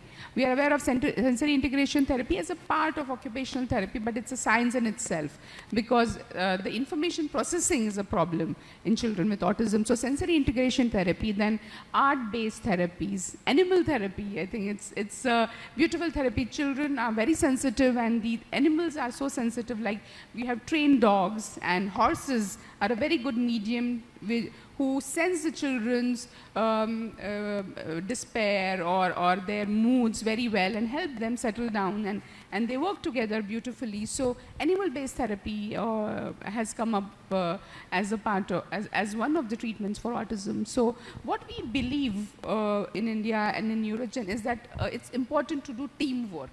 So everyone working separately, you will achieve a little bit, but when you work as a team, together everyone achieves more. So comprehensive holistic rehabilitation, which happens together under one roof, would be the ideal situation to get treatment for children, and especially parents understand the importance, because they are going from one place to another to get rehabilitation from different people, trying to squeeze in everything in one day. So comprehensive holistic rehabilitation under one roof, which combines conventional rehabilitation with advanced rehabilitation treatments like aquatic therapy and sensory integration therapy, along with ABA and speech and special education and art-based therapy and animal therapy, would be the best combination, we believe. Thank you very much. Thank you, Dr. Nandini. That was very well answered. But to answer your question, what is required, as Dr. Nandini said, is comprehensive rehab. In autism, the children require occupational therapy, speech therapy, behavioral therapy, psychological therapy, special education, art therapy, aquatic therapy. They require a combination. What happens in most parts of the world, you will have an occupational therapist who will only give occupational therapy. Then you have a speech therapist who will only give speech therapy. And they don't work in isolation. What we've realized over the last 15 years of working in this field is you need a combination. So there is a need for centers where all of this can be provided together. Honorable Mr. Mulil was asking what we can do from a district level. What is required is facilities where all these therapies are available in one place. Also, when we are looking at this, we should not look at urban areas only. We have to think of the rural areas as well. And in India, what we have found is one of the best ways to work on this is to train the local village workers, local workers. They may not be professional rehabilitation therapists, but they will provide the basic care that is needed. So a structured rehabilitation program which has all the specialities is the need of the hour. And the important thing in this is this does not require infrastructure or money. Okay, this requires trained therapists, and we from our side, we offer, and I'm making this open offer, any therapist from Tanzania, Kenya or Uganda wanting to train in these rehabilitation therapies, we offer free education and training to all of you. So if all of you, and we have regularly been doing it over the last 15 years, people from all across the world have come, and we offer this completely free of cost. You're welcome to come to us. We will train you, because rehabilitation is human based. It's about people, it's about training, and we are able to offer that. So any of you therapists here, should you ever wish to come, please contact us, and we will arrange your entire training program. To Honorable Minister Mulel, if you, as a government, if you send people, in any case, Tanzania and India have a wonderful relationship. Historically also, many people from Africa have actually trained in India, from the administration, civil services, military. We have a very good education, and we want to continue with that. And we will offer training, comprehensive, very good training at no cost at all. So this way we can improve the basic of this thing, and we are also willing to conduct training programs here. We've already conducted several training programs. We've conducted in Kenya very huge 1-week programs where our people, so in case it's not possible for people to come, We come and train again at no cost at all. From the actual practical training, we give literature, books, lectures, and make it a very comprehensive program. So that, I think, will be part of our Tanzanian-Indian partnership as we go ahead. Thanks very much, Dr. Sharma. I think, one, I like the assurance that you can train, your institute can train our therapists. I think that's very positive for us as parents and as professionals. Thanks for that. And I'll ask Madam Kate to go. Yeah, me as a parent, I already know like what are the autism physical symptoms. Like my son would run around the whole time, like flapping hands or having repetitive behaviors, playing with keys and all that. Do we really know what is happening in that child's brain? Is there any way you can tell us how can we know what is happening in this child's brain?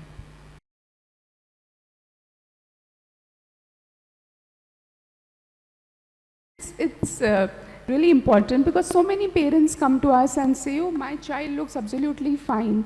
What exactly is wrong? You know, people say that there is something wrong in the brain, but how do we know? The MRI, most times MRI is not done, and even if it's done, the structure seems to be fine.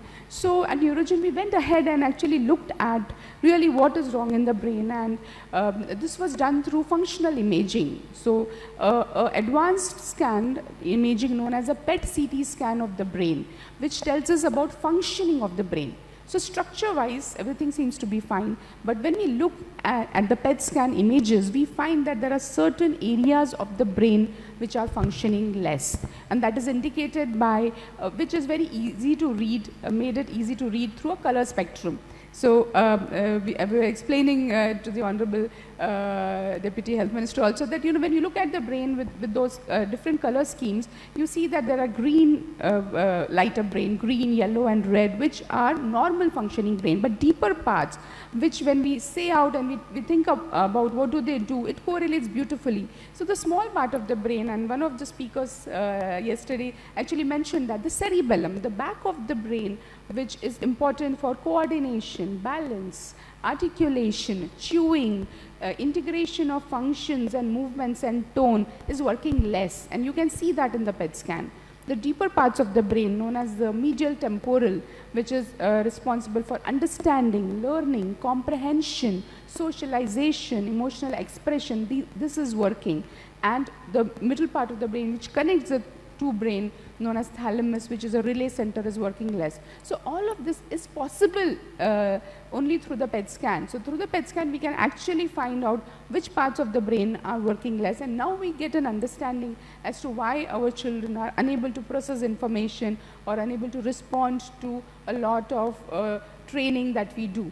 So advanced imaging has really helped us go deep into a better understanding of what is autism and what really is functioning less and what is lacking in the children. So to continue with what she said, there is new brain imaging technology, and here I will have to keep talking back to Honorable Minister Mulel that we will need this equipment in this country. This is an equipment called PET-CT scan. I'm not sure if it's available. It may be available. This is modern functional imaging, which actually tells us which parts of the brain in children with autism are not working. So if it's there, that's great. We can actually start, investigating and looking at our children. But what is functionally, as Dr. Nandini said, has been found. So if I were to divide our brain into an upper brain or a higher brain, which does the thinking, the intelligence, the executive function, and all of that. And then there is a little lower brain, the smaller brain called the cerebellum and the medial temporal brain. This is responsible for the primitive instincts. This is responsible for, the basic reflexes that we have.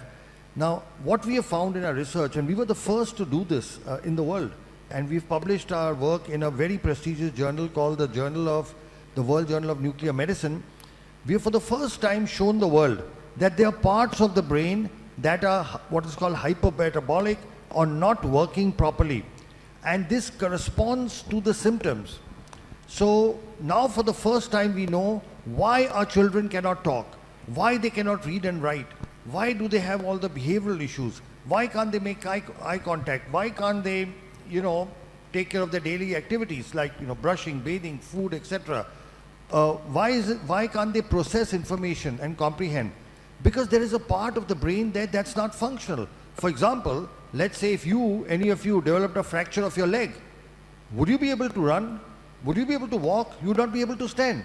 It's not your fault. It's just that if your leg is fractured, you can't walk, run and move around. But if your fracture was fixed, now you'd be able to walk. Now, this also answers a question that many parents have. Many of you will say, we have done all the rehabilitation possible and still our child is not improving. Okay, are there parents who will say that? There are parents who will say that, right? That we have done all the rehabilitation possible, our child is not improving because presently we are doing rehabilitation on brain that is not functional so much. But now there are medical technologies that can actually help improve this function. So understanding is the first step towards getting a solution. And today with the brain, the understanding comes from modern imaging techniques which include PET CT scan, MRI, EEG. MRI and EEG is available easily. But a combination of this gives us an insight. And once you have an insight into the problem, now you can find solutions. Thank you so much. I think that's wonderful. I have a question as you speak. Okay. So there is this brain, you've done your imaging, you've done the PET scan, you found there's something in the brain.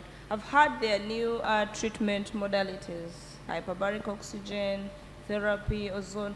What is the role of those treatments in either treating or alleviating the symptoms of this brain?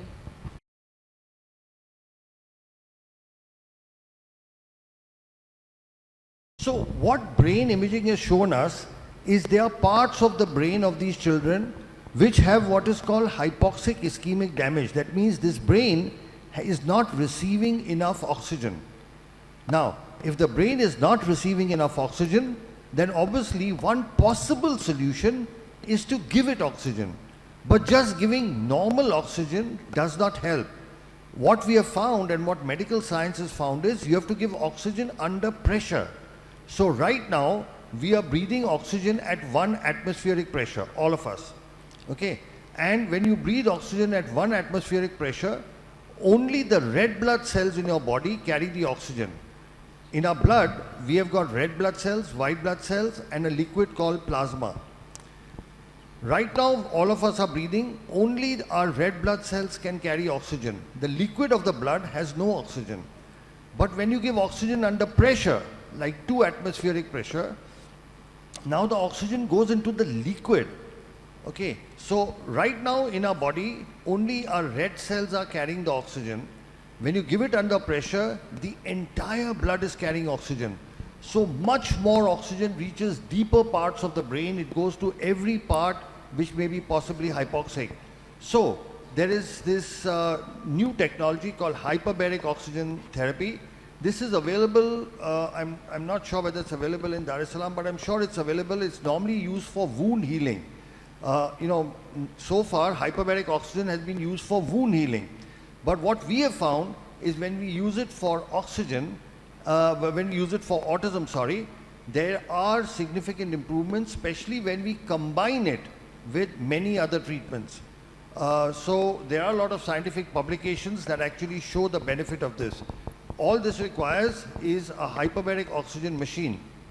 It's not very expensive and it is very, very simple to maintain. Most government hospitals, medical colleges do have hyperbaric oxygen.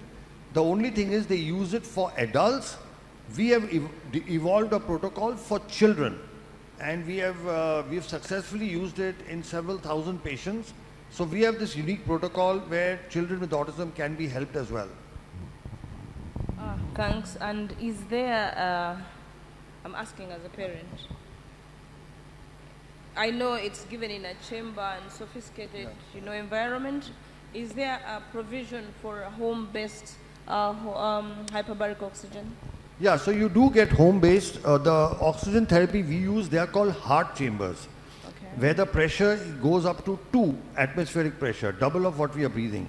You can get home chambers, but there the pressure goes up to 1.3 only. So it is a little better than what we are breathing right now, but not as good as medical hyperbaric. Also, those soft chambers are extremely expensive, and then once your child is finished, you don't have any use for that. But you can give home hyperbaric, but the pressure is much less. It's 1.3, whereas we need between 1.8 to 2. Okay, thank you. Thank you very much. Dr. Alok or Dr. Nandini, the ozone therapies and the HBOT therapies, that is hyperbaric therapies, they make a lot of sense to me as a parent because I've gone through that. Can you explain to us or to parents more about the regenerative medicine or the cellular therapy, and how is it effective to autism and other neurological disorders like cerebral palsy or stroke or any other neurological disorder?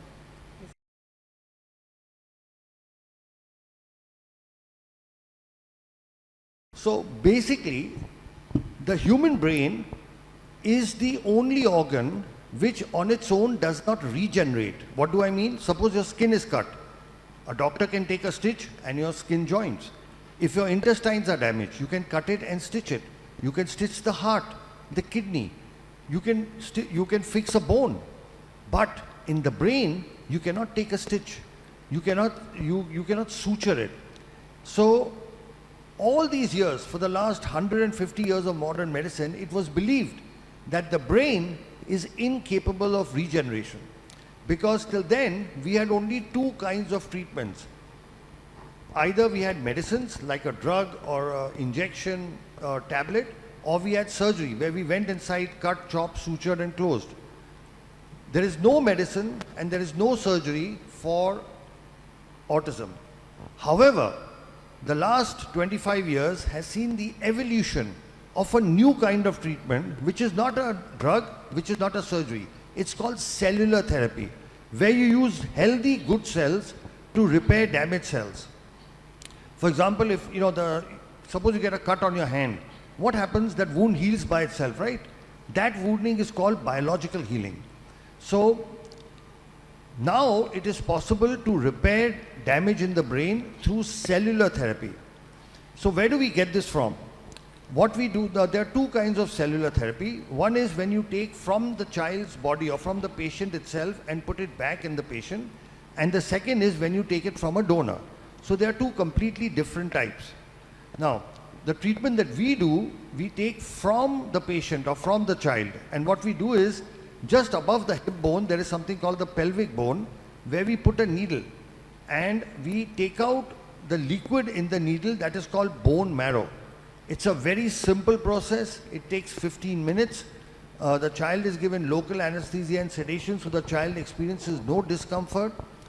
Once we take out this bone marrow, we next take this to our laboratory, and from this bone marrow we sort of filter it and separate it by putting it in machines called centrifuges, and then we isolate or separate the cells that we need, that are in general referred to stem cells. What we do is we use what is called mononuclear cells. So we have taken out, I'll repeat again, we've done a bone marrow, 15-minute, just like how you collect blood, right? You put a needle into your vein and collect blood. Likewise, we put a needle into the bone and collect bone marrow. It's just a collection. We have taken this to our laboratory. Now we've separated the stem cells. And then once the stem cells are ready, this takes about 3 hours. Then we call the child back to the operation theater and we make a needle puncture in the lower back. Why the lower back? Because in the back, our spine has got a fluid called cerebrospinal fluid, which circulates from the back all the way to the brain. So it goes to the brain, comes down. It's a continuous circulation between the back and the brain. So when we inject the cells into the lower back, into the fluid, within minutes it goes up to the brain. Once it goes up to the brain, the damaged areas, they pull the stem cells towards it, and once the cells are taken towards it, they start the repair process. Stem cells are known to multiply, they divide, and they convert into neural cells. And we have done all this, between 1998 to 2008, for 10 years, we did work in the laboratory and we worked with animals. And we first showed and proved that these stem cells can convert into neuron cells and that they can repair the damage. So in this whole treatment, if you can see, there are only 2 needle pricks. With one needle we take out, okay, then we separate the cells, and then with a simple needle we inject it back. And what are we injecting back in the child? The child's own good and healthy cells. There is nothing from the outside. There is no chemical. There is no any artificial thing. There is no donor cells. So we are taking good healthy cells from the child, putting it back into an area where it is needed. So it's a very simple process. Did you understand the process? I can repeat it. A simple needle into the pelvic bone, take out the bone marrow, takes about 15 minutes. Take the bone marrow liquid, take it to the laboratory, filter it, separate the stem cells, and then call the child back and inject with a very thin needle into the lower back spinal fluid from where it travels to the brain. So the beauty of this treatment is it is so simple. It can be done anywhere. It's not complicated. It's not like the major, I'm a neurosurgeon, I do brain tumor surgery, spine surgery. That's also complicated. Takes hours and hours. You go and open the skull, go into the brain, do things. It's nothing like that. 2 needle pricks is all it requires. And we are using our own good cells and putting it back in the child. So we now have a clinical experience of more than 13,000 patients. People from all across the world, more than 100 countries, actually from 102 countries have come to us. And several patients from Tanzania, several patients from Africa. And with this treatment, we are able to repair the damage, and we have proved it in 2-3 ways. One, after the treatment, the child starts improving by itself. The understanding improves, the comprehension improves, the behavior improves, the eye contact improves, they get back their speech. Several of our children are able to go to schools. Many of the kids we have treated several years ago, they have not only gone to regular schools, but they have graduated. Many of them are now doing jobs. So they become completely independent. So our kids, in a few years' time, go off the spectrum. Why? Because now we've repaired the basic damage in the brain. Once the brain damage is repaired, now they are able to integrate and get into a normal life. So that is broadly what stem cells do. I try to make it as simple as I can. Yeah. Thank you very much. Sarah? Yeah, thank you, Dr. Alok, for the detailed explanation.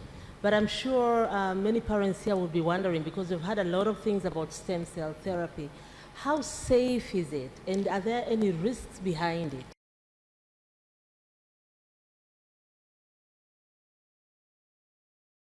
So that's the most wonderful thing about the treatment. It is 100% safe.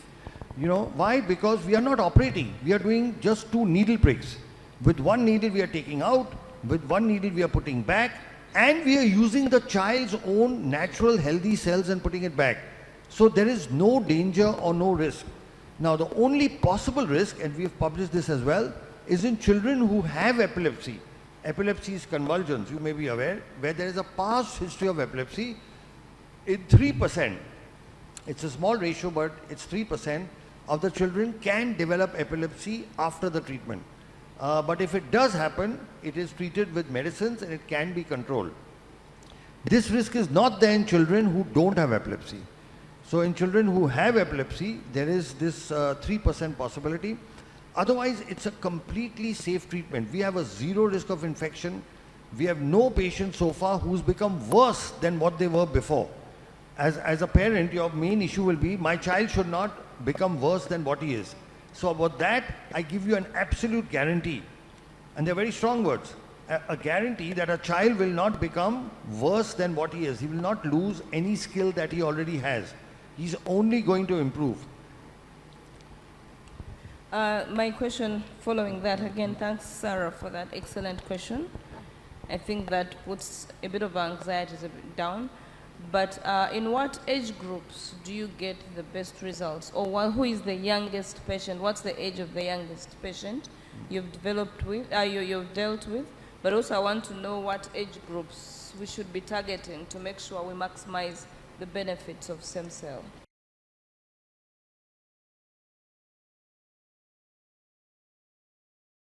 That's a very, very good question. So what our research finds is that when we treat children below 5, they have the best possible results. Now here there's something very interesting, we have a doctor from Kenya, from Nairobi. He's a pediatrician, and what he does is the moment the patients are diagnosed at 2 years, okay, he sends all the patients to us for treatment at 2 years. And we will be able to reverse the autism in all of them because they've come to us very early. What our own research shows is that the earlier you treat, the better it is. Now the thing about autism is you don't make a diagnosis till about 1.5, 2 years. So our youngest child is 18 months. We have several children we've treated at 2 years, 2.5, 3 years. We've also got children we have treated between 5, 10. The oldest I've treated is a 38-year-old boy. So now there is a wide range, but like in any other, you take any other disorder, any other, we don't consider autism a disease, by the way, so I don't want to compare it, but any other disorder, the earlier you treat, the better it is. Okay, if you have diabetes and you start exercising and shift your diet, you can cure it without tablets or insulin. But if you start treating it late, then you need insulin, right? The same thing is true of all diseases. The earlier you treat, the better results you get. And here is the problem. Everybody keeps saying to wait, wait till this treatment is more established. But the longer you wait, the lesser results you get. And the results of this doctor, this wonderful gentleman doctor from Nairobi, has clearly shown, and he's actually analyzed the data.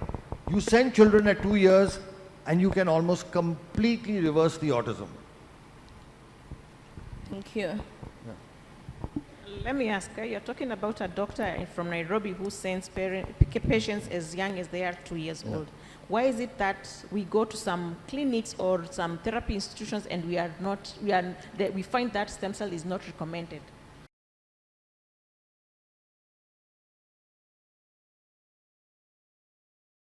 Okay, that's a very interesting question. See, I'll tell you, and I say this openly, I don't mind saying it, all of us in Asia and Africa have what I call a colonial hangover. They're very strong words. What do I mean by that? When a doctor from the Western countries, from America, England, with a tag from Harvard, Oxford, Stanford comes, all Asian and African doctors start believing in them. All right? But when work comes from Asia and Africa, we don't believe in our own people. Now, stem cell therapy has evolved in the East. So India, China, Korea, and Japan, we are the leaders. Okay? Japan and China Japan has almost 900 stem cell clinics. China has over 1,000. So these are, I'll repeat again, India, China, Korea, Japan. The Western, in this particular thing, so the world's first scientific paper on cell therapy in autism was published by us from India. The second paper came from China. The third paper came from Italy and Ukraine. And the fourth and fifth paper came from America. This is a race that India and China have the gold and the silver. The Americans don't even have the bronze. They are fourth and fifth. I'm just in a lighter way. So our own doctors don't believe in it because they say, why is it not coming from the West? Okay. So this is the fundamental problem, is because this is an Eastern-driven technology for various reasons. There are political reasons, there are religious, there are several reasons due to which it didn't develop in the West. It developed more in the East. But now the West is trying to catch up. So in America now, at various universities like the Duke University and several other centers, they've now started doing it. But they are 15 years behind us, 15 years. So once now they start doing it, trust me, your own doctors will start recommending. Once the results start coming from America, they will start believing it. There are a couple of other reasons as well. One of them is that a lot of developments in the medical world are driven by the pharma industry, big pharma. We know that. We saw what happened in COVID. It was, the big vaccine companies and all of that. Now, the treatment we do is not supported by big pharma because they have nothing to gain. In fact, they believe they have everything to lose. So the CEO of one of the biggest multinational companies told me, Dr. Sharma, you are an existential threat to us. I said, why are you saying that? He said, if you make everybody okay, who will take our medicines? Do you understand? Right now, children with autism have to take a lifetime of drugs. A lifetime of drugs for hyperactivity, for so many issues. When we treat them, they stop taking the drugs. So do you think the pharma industry is going to back us? They will not. Like the words he used, it's an existential threat. Right? So I'm not saying they're actively opposing it, and sometimes they do actively oppose it, they do a lot of things, but it doesn't have the support, you know. So in various medical conferences and things, if the pharma companies are backing it, they won't even permit lectures on stem cell therapy. So these are a couple of the reasons. One, it's East driven, and second, it doesn't have backing from big pharma. Did that make sense? Thank you so much. And again, following that, the big pharma, I've heard that the US Food and Drug Authority has not yet approved stem cell therapy. Oh. Is that so? And what have you That's done very about interesting.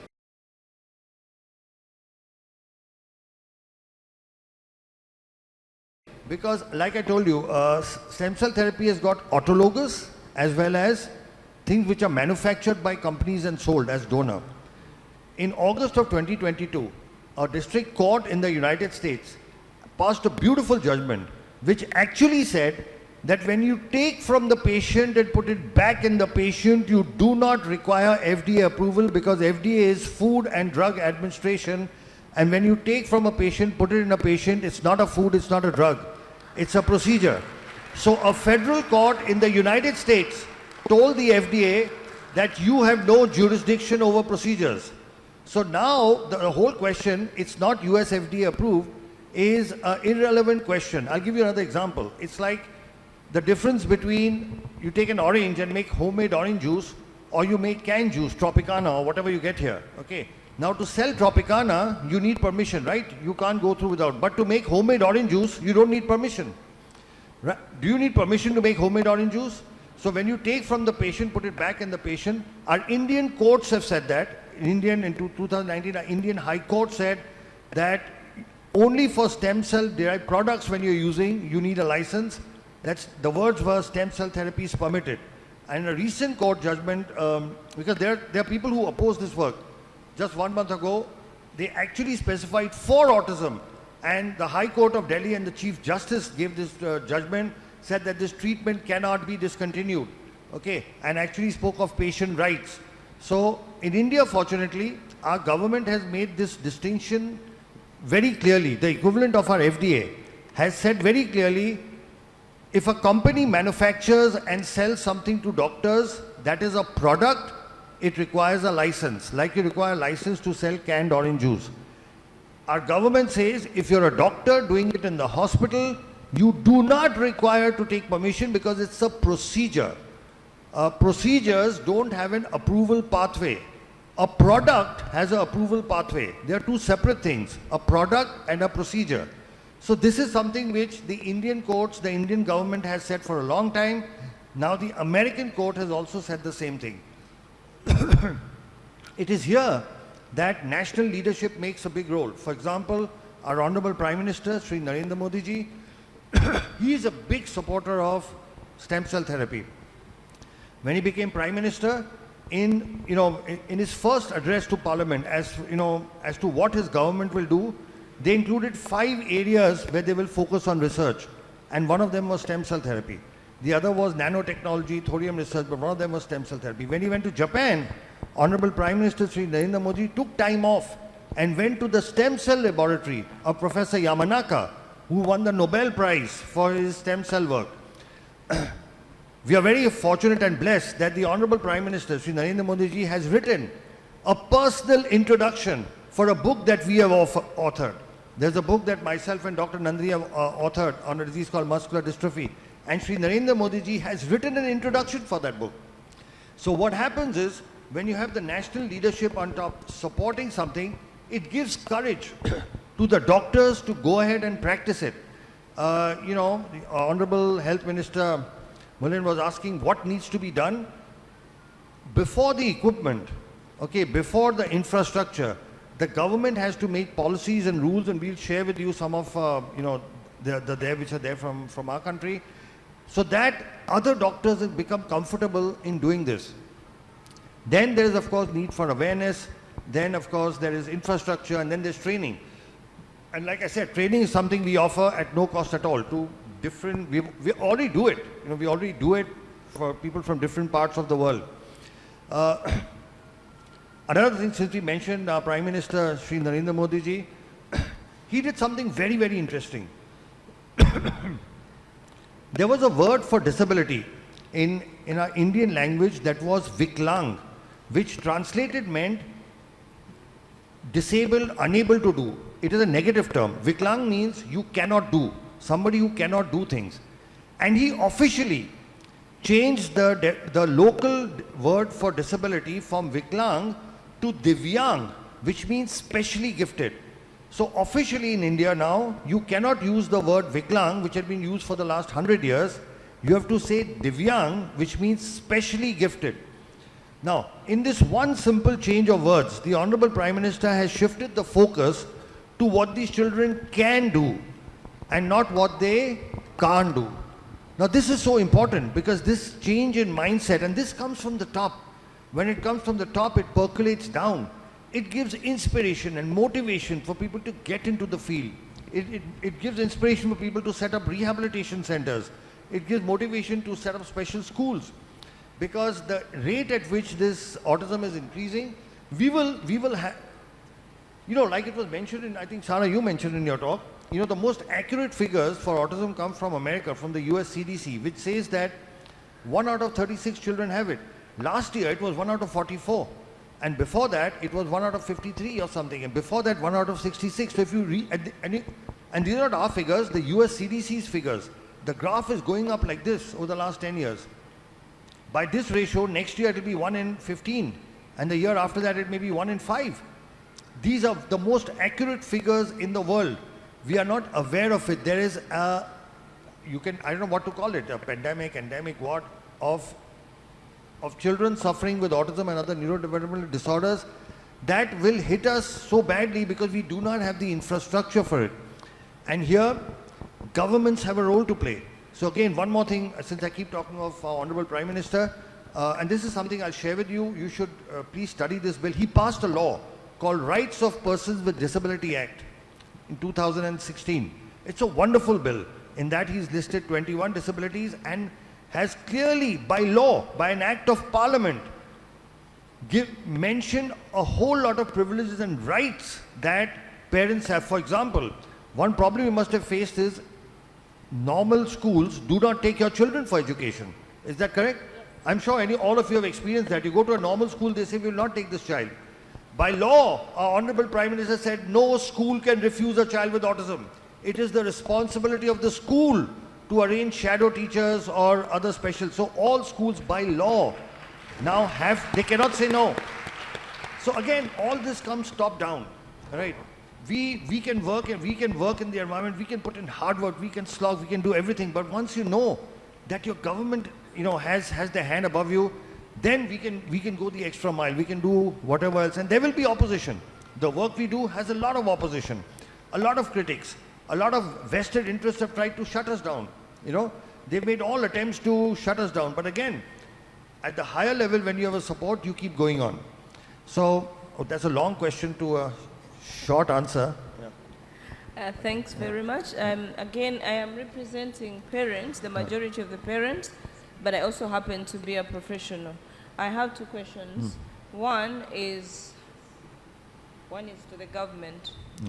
I think in East Africa, maybe I would speak for East Africa that I know most, we do not know the magnitude. We do not know how many people are living with autism because we haven't done the researches that document those figures. It's only a few of us that can come out and say we have children living with autism, but we do not know how many out there they are.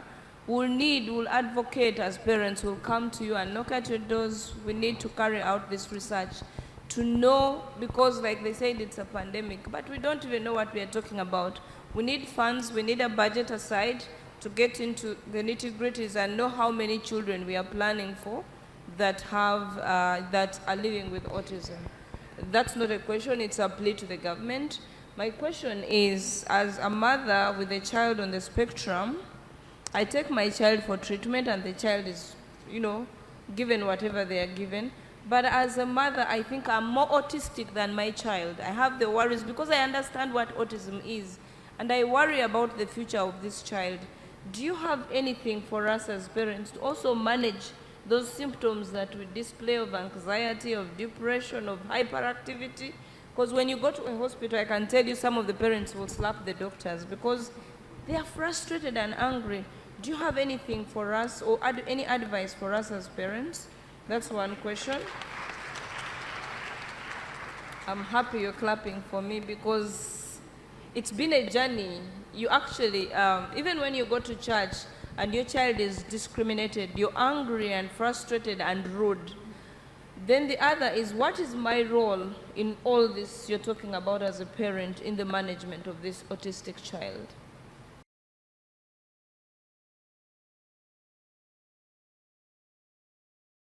Okay, I think that's the single most important question you've asked, because you are asking what is the power within parents? What can you do at home? And I think that's a very, very important question.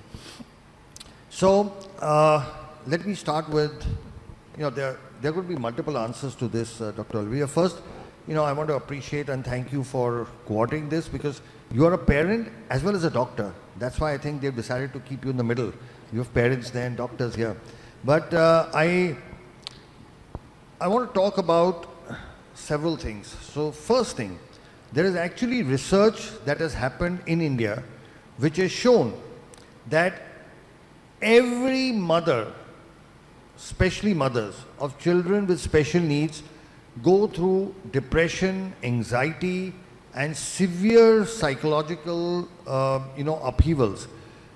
Many of them even contemplate suicide. We've had several mothers who've actually not just thought of, but attempted suicide, and not just once, 2 or 3 times. And whereas for others, they may not understand, I think as mothers, you will understand why a mother would want to commit suicide, because it's just so difficult to handle. Now, the thing about autism is it's called the silent disability because you can't see it. The children look normal, right? They look normal, and so, but looking after them day to day takes a lot of spiritual, emotional, physical courage and efforts. Right from morning, from getting them up to getting their basic toilet and clothing, to feeding them, to taking them to rehabilitation centers, everything is such a challenge. It's not like, you can just walk across. It's like you're walking across with a haversack and 2 heavy bags. Everything is a challenge. Everything is difficult. Every single step. And I very often say, as mothers of kids with special needs, you put more emotional and spiritual energy in one day than maybe most of us don't put in a whole year, just to see one day through. So, yes, it takes a lot of energy, devotion and concentration. But one of the reasons for that, and I'll tell you the reason for that, is all of you, when you've gone to your therapists and doctors, they've told you that nothing can be done for your child. Haven't you been told that? All the doctors said nothing, you have to live with this. And what can be more depressing, what can create more anxiety or more depression or more fear and anger than being told, here's this lovely, cute, beautiful child you have. The whole world has advanced so much in science and technology. We are sending rockets to the moon and Mars. Then why can't my child be helped? Okay, so that is at the bottom of your frustration, anger, hurt and pain. And here I am to give you good news that that's no longer true. Okay, today we have medical science, medical technology that can actually reverse autism. We've treated several thousand children of that. Our work is published in scientific papers. So today there is technology available. It's not available in Africa, but it is available outside, and I'm sure soon, with the support of the Honorable Minister and other senior people, this should be available here as well. So earlier, if you were in a dark tunnel with no light at the end, now there is light at the end of the tunnel. And once there is light at the end of the tunnel, a lot of your anxiety and depression goes away, because now there is something you can work towards. So that's the first good news that we have to spread. The news that autism cannot be treated is a 50-year-old, 75-year-old myth, which is no longer true, because we have shown, we have proven through having treated thousands of patients and our scientific publications that this is no longer true. Now, a few things I must tell you from what we have learned from, by the way, we learn much more from parents than we read from any book. So we've been doing this work for the last 15 years. We have several children who are off the spectrum. And this is what we have learned is required from parents. First thing, an unconditional acceptance of your child the way the child is. Okay, what happens is we ourselves start thinking that a child is less than, that there is a child is not adequate, there's a problem. See, suppose your child had appendicitis, or he had a stone, or he had some lung problem, or even if he had a heart problem, would you think your child is less than? No. You would think you have a normal child who has a medical problem. Yes or no? Let's say your child had a hole in the heart. You don't think there is a problem with your child. You have a normal child who has a hole in the heart. Okay, you fix it. But when a child has autism or a child has cerebral palsy, we think there's a problem in the child. Now, so that's the first thing you have to change. Our children are different. They are not less than. I'm repeating it in reverse. Our children are not less than. They are different. Just like somebody can be tall and somebody can be short, somebody can be fair and somebody can be dark, somebody can have black eyes and somebody can have blue eyes. Some people have brains like us and some people have brains like our kids with autism. That is the only problem, and that is something which can be fixed. So the first thing we have learned is we have to accept our children the way they are.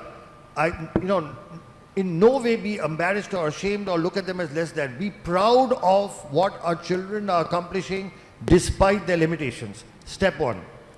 Step two, what we have learned is the importance of family. Nobody talks about that. All right? What we have found is when the family works together as a solid unit, the children tend to do much better. Very often what we find is the entire burden comes onto the mothers. And here I'd like to address the fathers in the audience, if there are any fathers, that the father has a very important role to play. See, majority of kids with autism are boys. There's a 4:1 ratio. And as I'll address all the fathers. When we were small, who did we look up to? We looked up to our fathers for behavior, right?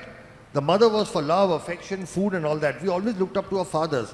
Kids with special needs also look up to their fathers. But unfortunately, fathers have to make a living, they have to work, they are outside and they are not able to spend enough time. What we have found is that when fathers spend time with autism boys, the kids recover much more and much faster. We've actually found that what it takes an autism father 1 hour to teach, it takes the mother 4 hours to teach the same thing. Not because the mother is not a good teacher, because the children learn faster from their father. So we have found that family is the single most important thing, and that kids whose families are supportive when they work as a team. Who wins a cricket match or a football match or a hockey match? The better team. And the family is also a team.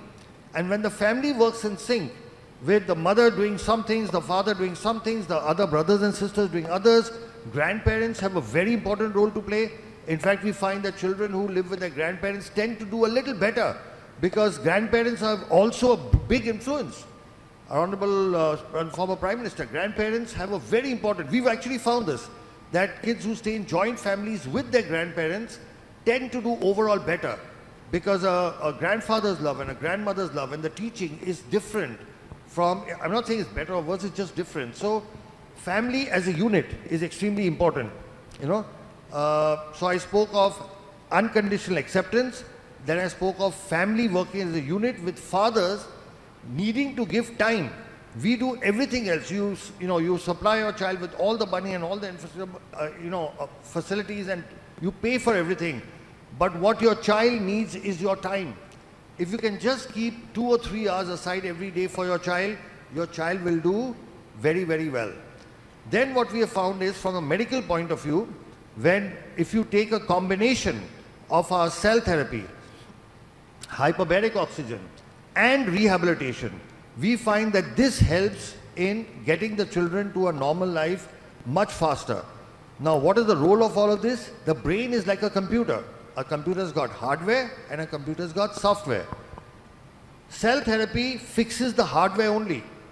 Software comes from rehabilitation and software comes from the family, because that is what trains the brain.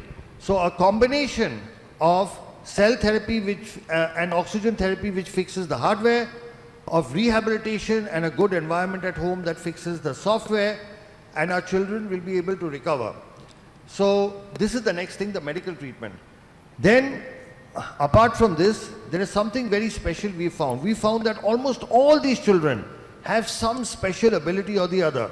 Okay, but it was not seen till you did cell therapy, because now the brain was partially damaged, and so you could not see what is special. What we have found is, once we repair the damage in the brain with our cell therapy, now you can start seeing the special abilities.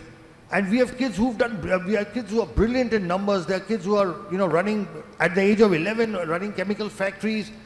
We've got, if I tell you some of the things, you'll not even believe them. We have a child who can actually read your mind after. A child who, after STEM therapy, has improved to the point that if you think of a number, the child can actually tell you what. And they are amazing ability. They're called savants.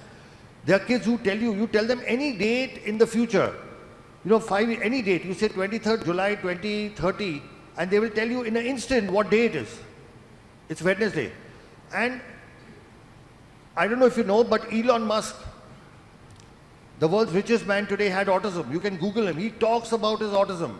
But this man changed the world. Albert Einstein had autism. Okay? But this man, and he could not read, he could not speak or read or write for very late in life. And then this man changed the world. Several of our tech geniuses, they don't have autism, but they've had difficulty in studying, learning, Bill Gates, Steve Jobs, they never graduated from college, all right? But these are people who changed the world. Leonardo da Vinci is believed to have had autism. So these are exceptionally gifted people.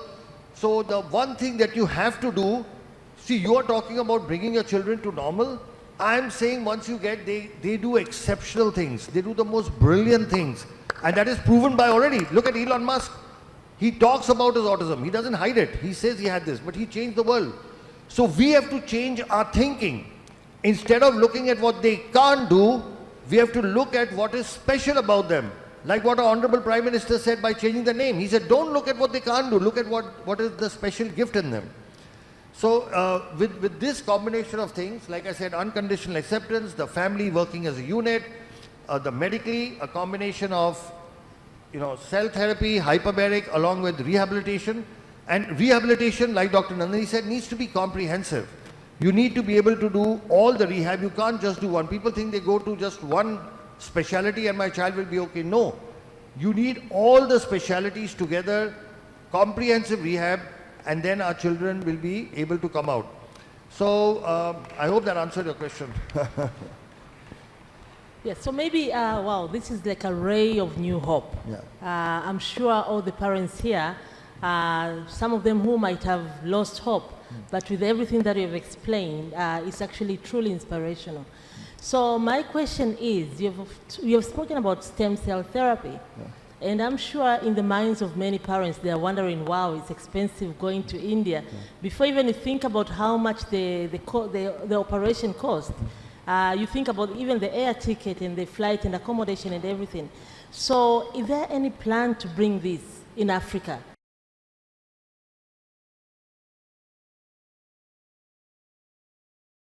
Yes, so we are very clear. We want to have a facility set up in Africa, and we are actually keen on, so we have actually shortlisted between Tanzania and Kenya only because they are English-speaking, direct connection to India.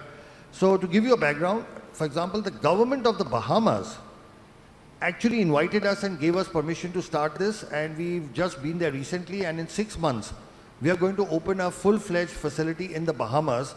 This is to cater to, the facility will be in Nassau, their capital, and there we have government permission. Just like again, we have a former Prime Minister with us, there we have a former Prime Minister working with us, and we have government permission. Because we have government permission, we are setting up a facility there. We are very keen on making something available in Africa itself, and we would like to have it in Eastern Africa simply because of our closer cultural connections, easy, short distance of travel, direct flights and all that.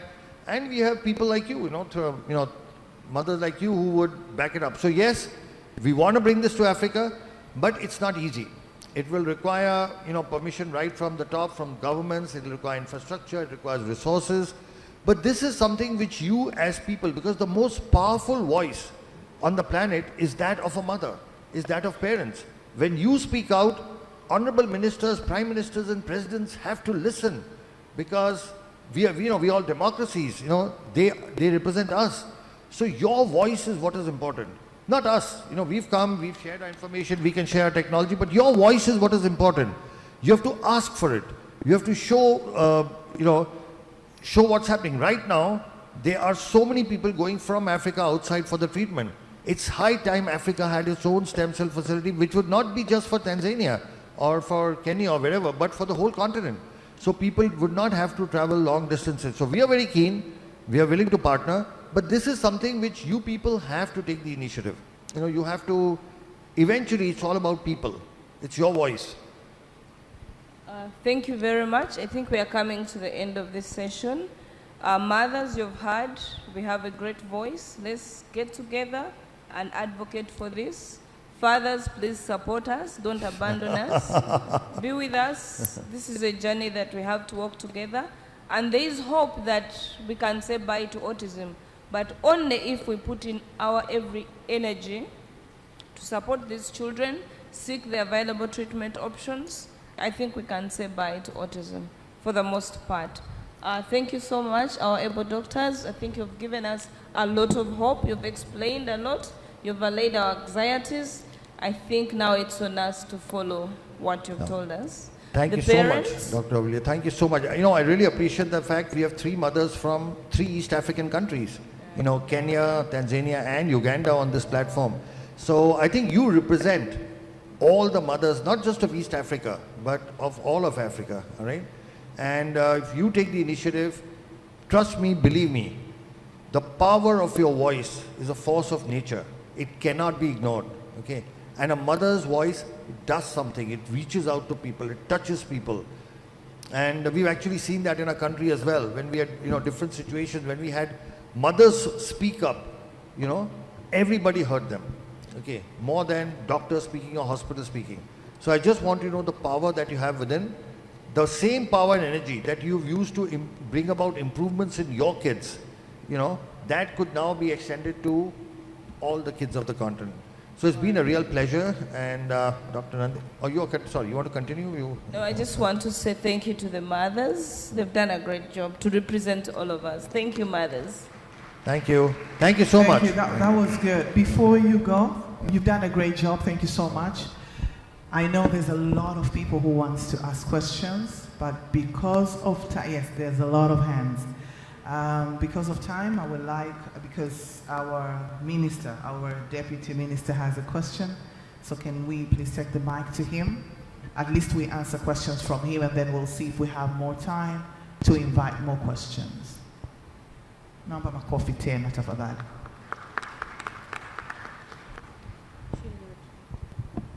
Karibu sana mheshimiwa. I don't think it is a question, it's just good news perhaps. He said, I know Professor, he said about the PET-CT scan, if we have in the country. Yes, we have. It is in Ocean Road, okay, our Cancer Institute. So actually last month they completed it to connect it so that it can start function. We expect this month it's starting to work. Very good. Yes, so we have that. So it's a good news to the parents when we are talking about PET-CT scan now we have in the country. Another thing is hyperbaric oxygen machine, you said. Yes, we have it in Muimbili. Yes, in 2 weeks it will start functioning. So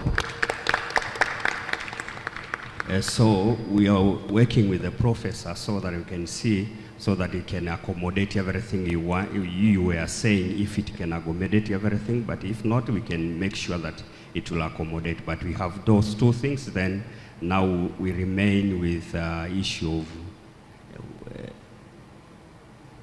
yes, we are doing bone marrow transplant. Yeah. Please, perhaps the professor can explain a bit. Thank you, Honorable. So just to add, to increase the insight, we are also doing a bone marrow transplantation. Okay, very good. In one center, we are doing autologous bone marrow transplantation. Okay. In another center, we are doing allogenic bone marrow transplantation for children with sickle cell. So I think that also opens the potential for doing stem cell transplant. Absolutely. Yeah. So all the technology is there. We just need to put it together now. You know? That's great, Yes. wonderful news. Yeah. Yes, that's what I'm trying. I just have to say that so that the parents can hear that. Yeah. You talk to many technology, then we can see how is our capacity by now, then we can move from there going forward. But something is going on. Thank you. Thank you so much.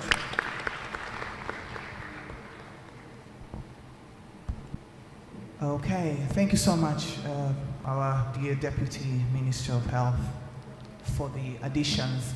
And I would like to also, with due respect, call you, Honorable Deputy Minister, to come on stage and give these beautiful people something that we've prepared for them. So please, if you don't mind, kindly come on stage. The panel discussion was great. Thank you so much.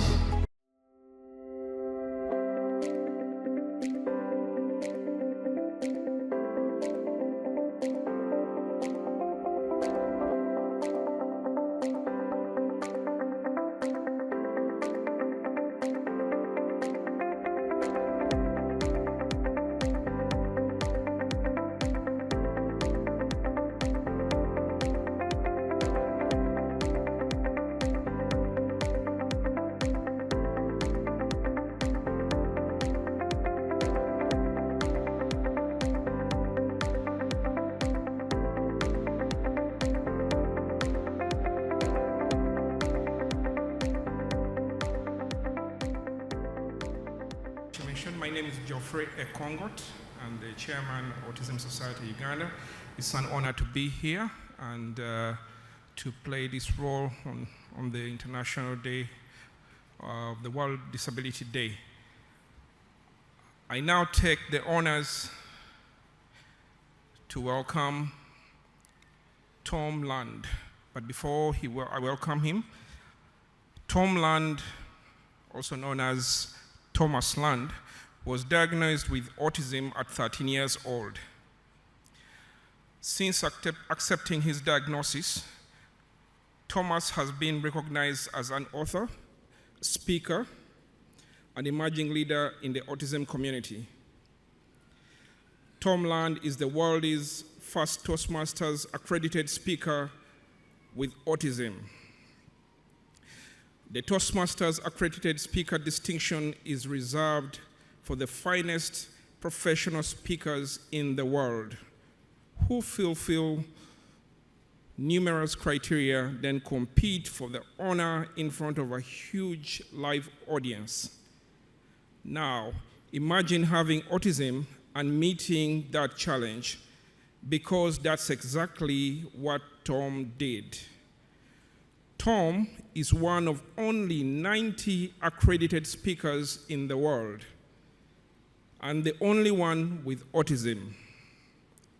He is certified human potential coach and professional diversity and inclusion consultant.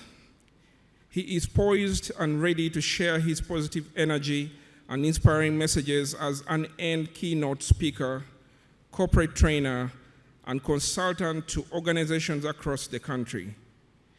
He also spoke on the TEDx stage to impart wisdom and inspire others with his talk titled, How to Come to Life.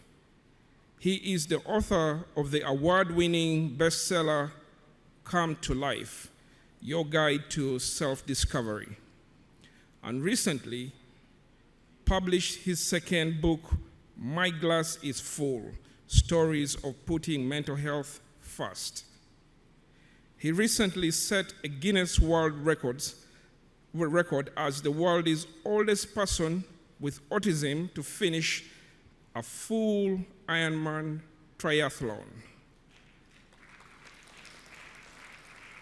I once again welcome Tom Land to present his topic, Come to Life, Preparing for the Transition and Your Future. Mr. Tom Land, you're welcome on stage.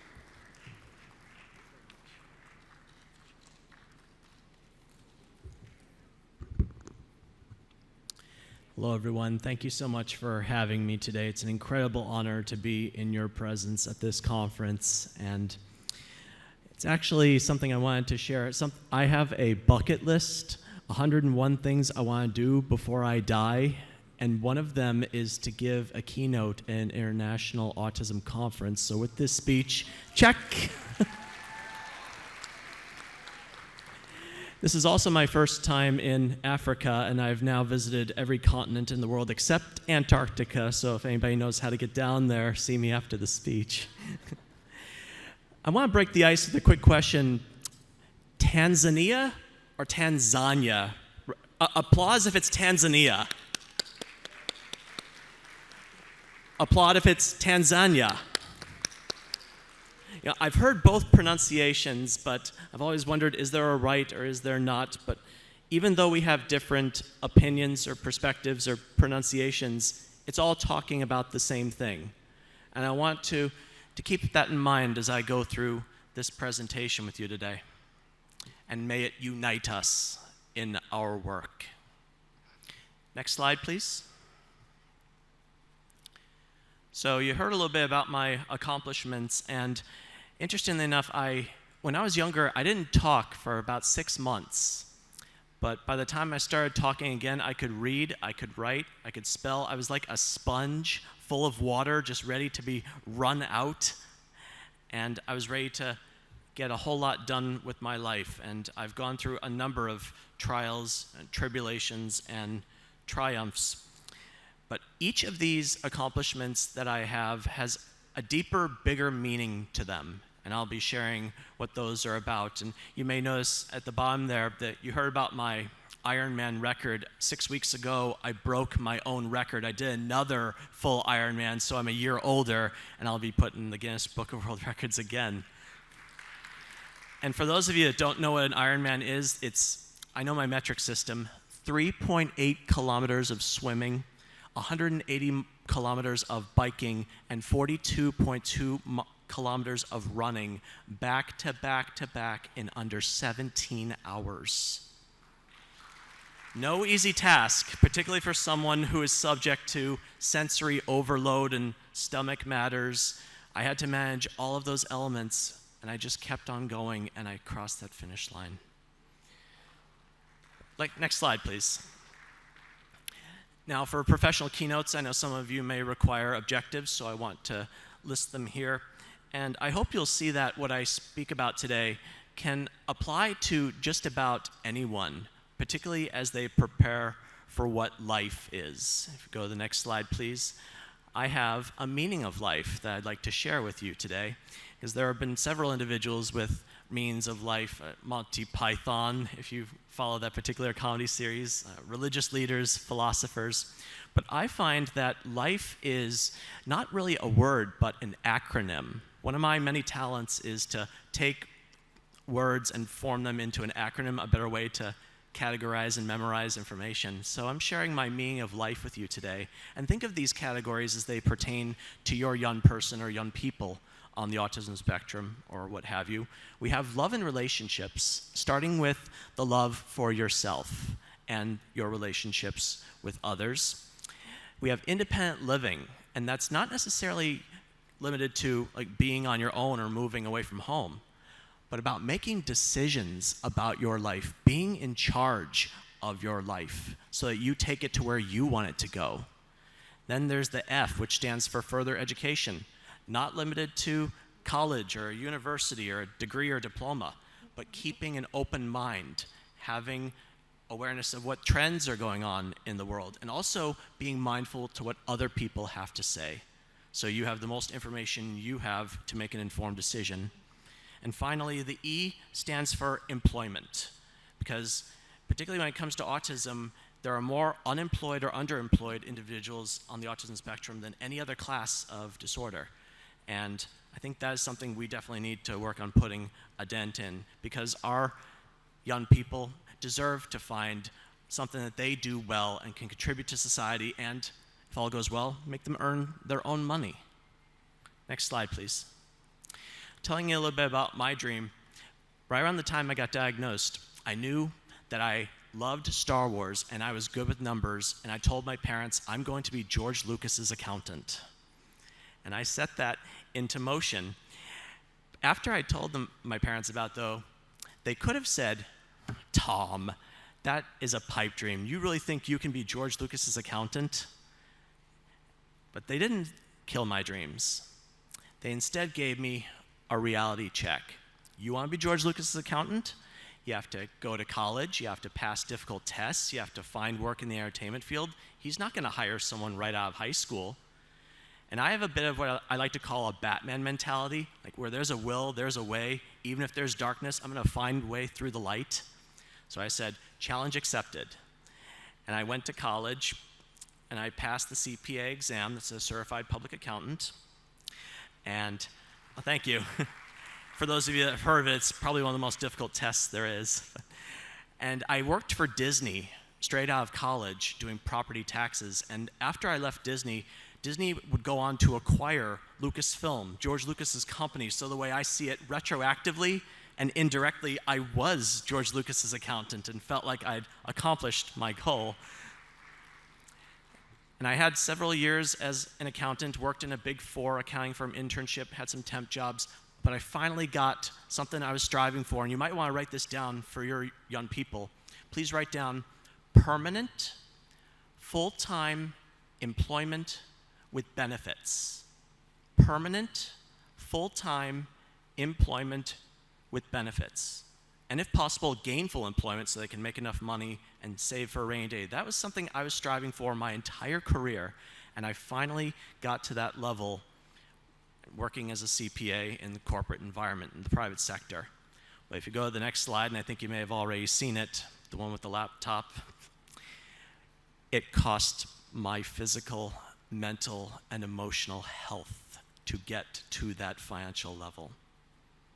I dreaded going to a desk, sitting there all day, crunching numbers that would not matter in a few years.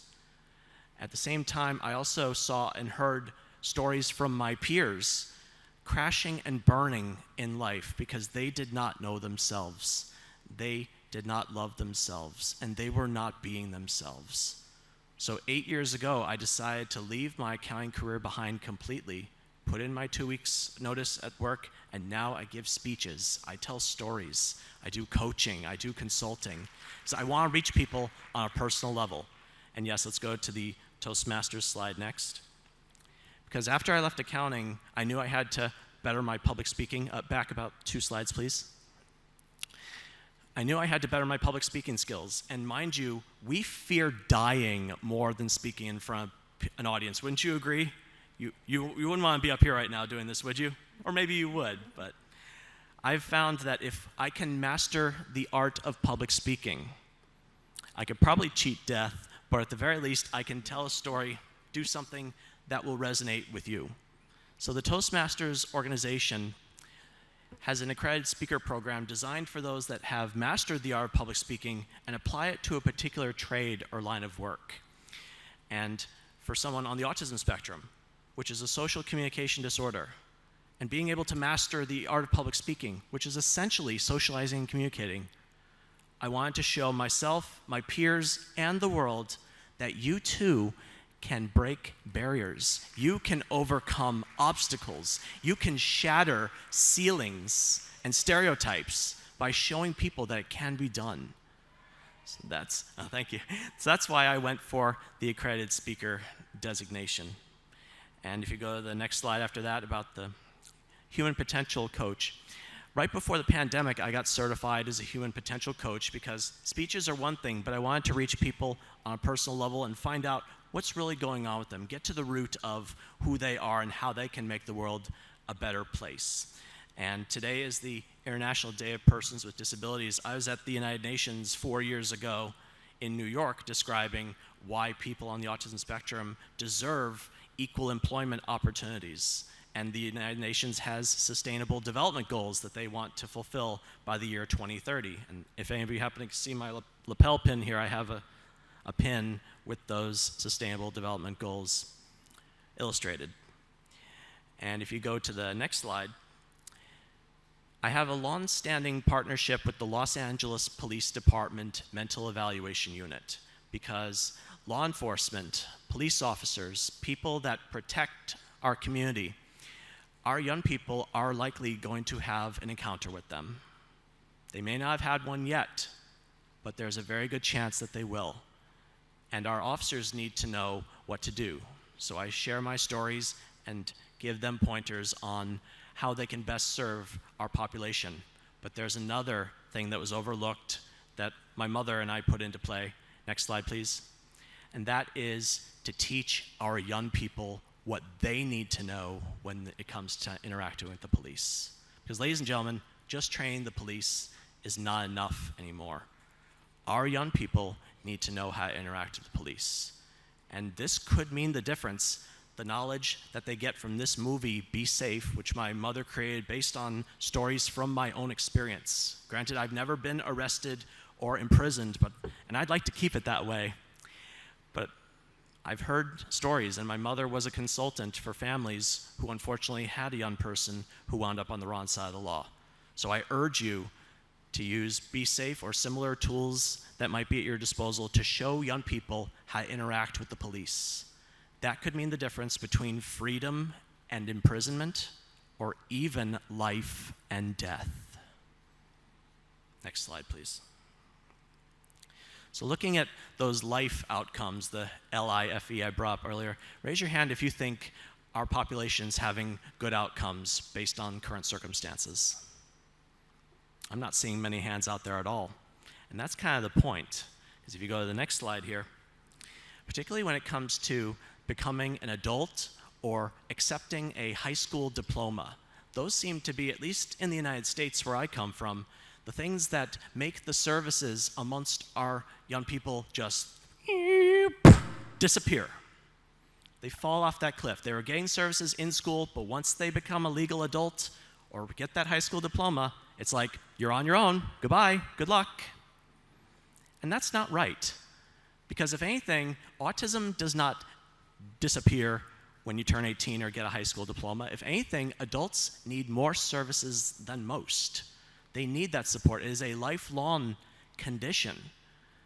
And we can do better to support our adults as they grow up and walk through life, figure out who they are, what they want to do, and how they can make the world a better place. Next slide, please. So how do we empower individuals with autism and improve those outcomes when it comes to life? And that brings us to the next slide, which is a book that I wrote called Come to Life. After I left accounting, my mother and I put our heads together and decided to write a book sharing my secrets to success. Because a lot of times people are lost when it comes to what's out there for them, or when they turn 18, it's like, now what? And when I started college, I had a huge realization that there were so many choices that had been made for me, like my classes were decided for me. I was now at the point where I had to be the one to make decisions. Ladies and gentlemen, life doesn't come to you. It's up to you to come to life. And that's why I named the book Come to Life. I think too many of our young people are sitting back at home waiting for some kind of miracle to just drop into their lap. You have to be the one to go out there and find what you're looking for. Pursue the success and the life that you crave.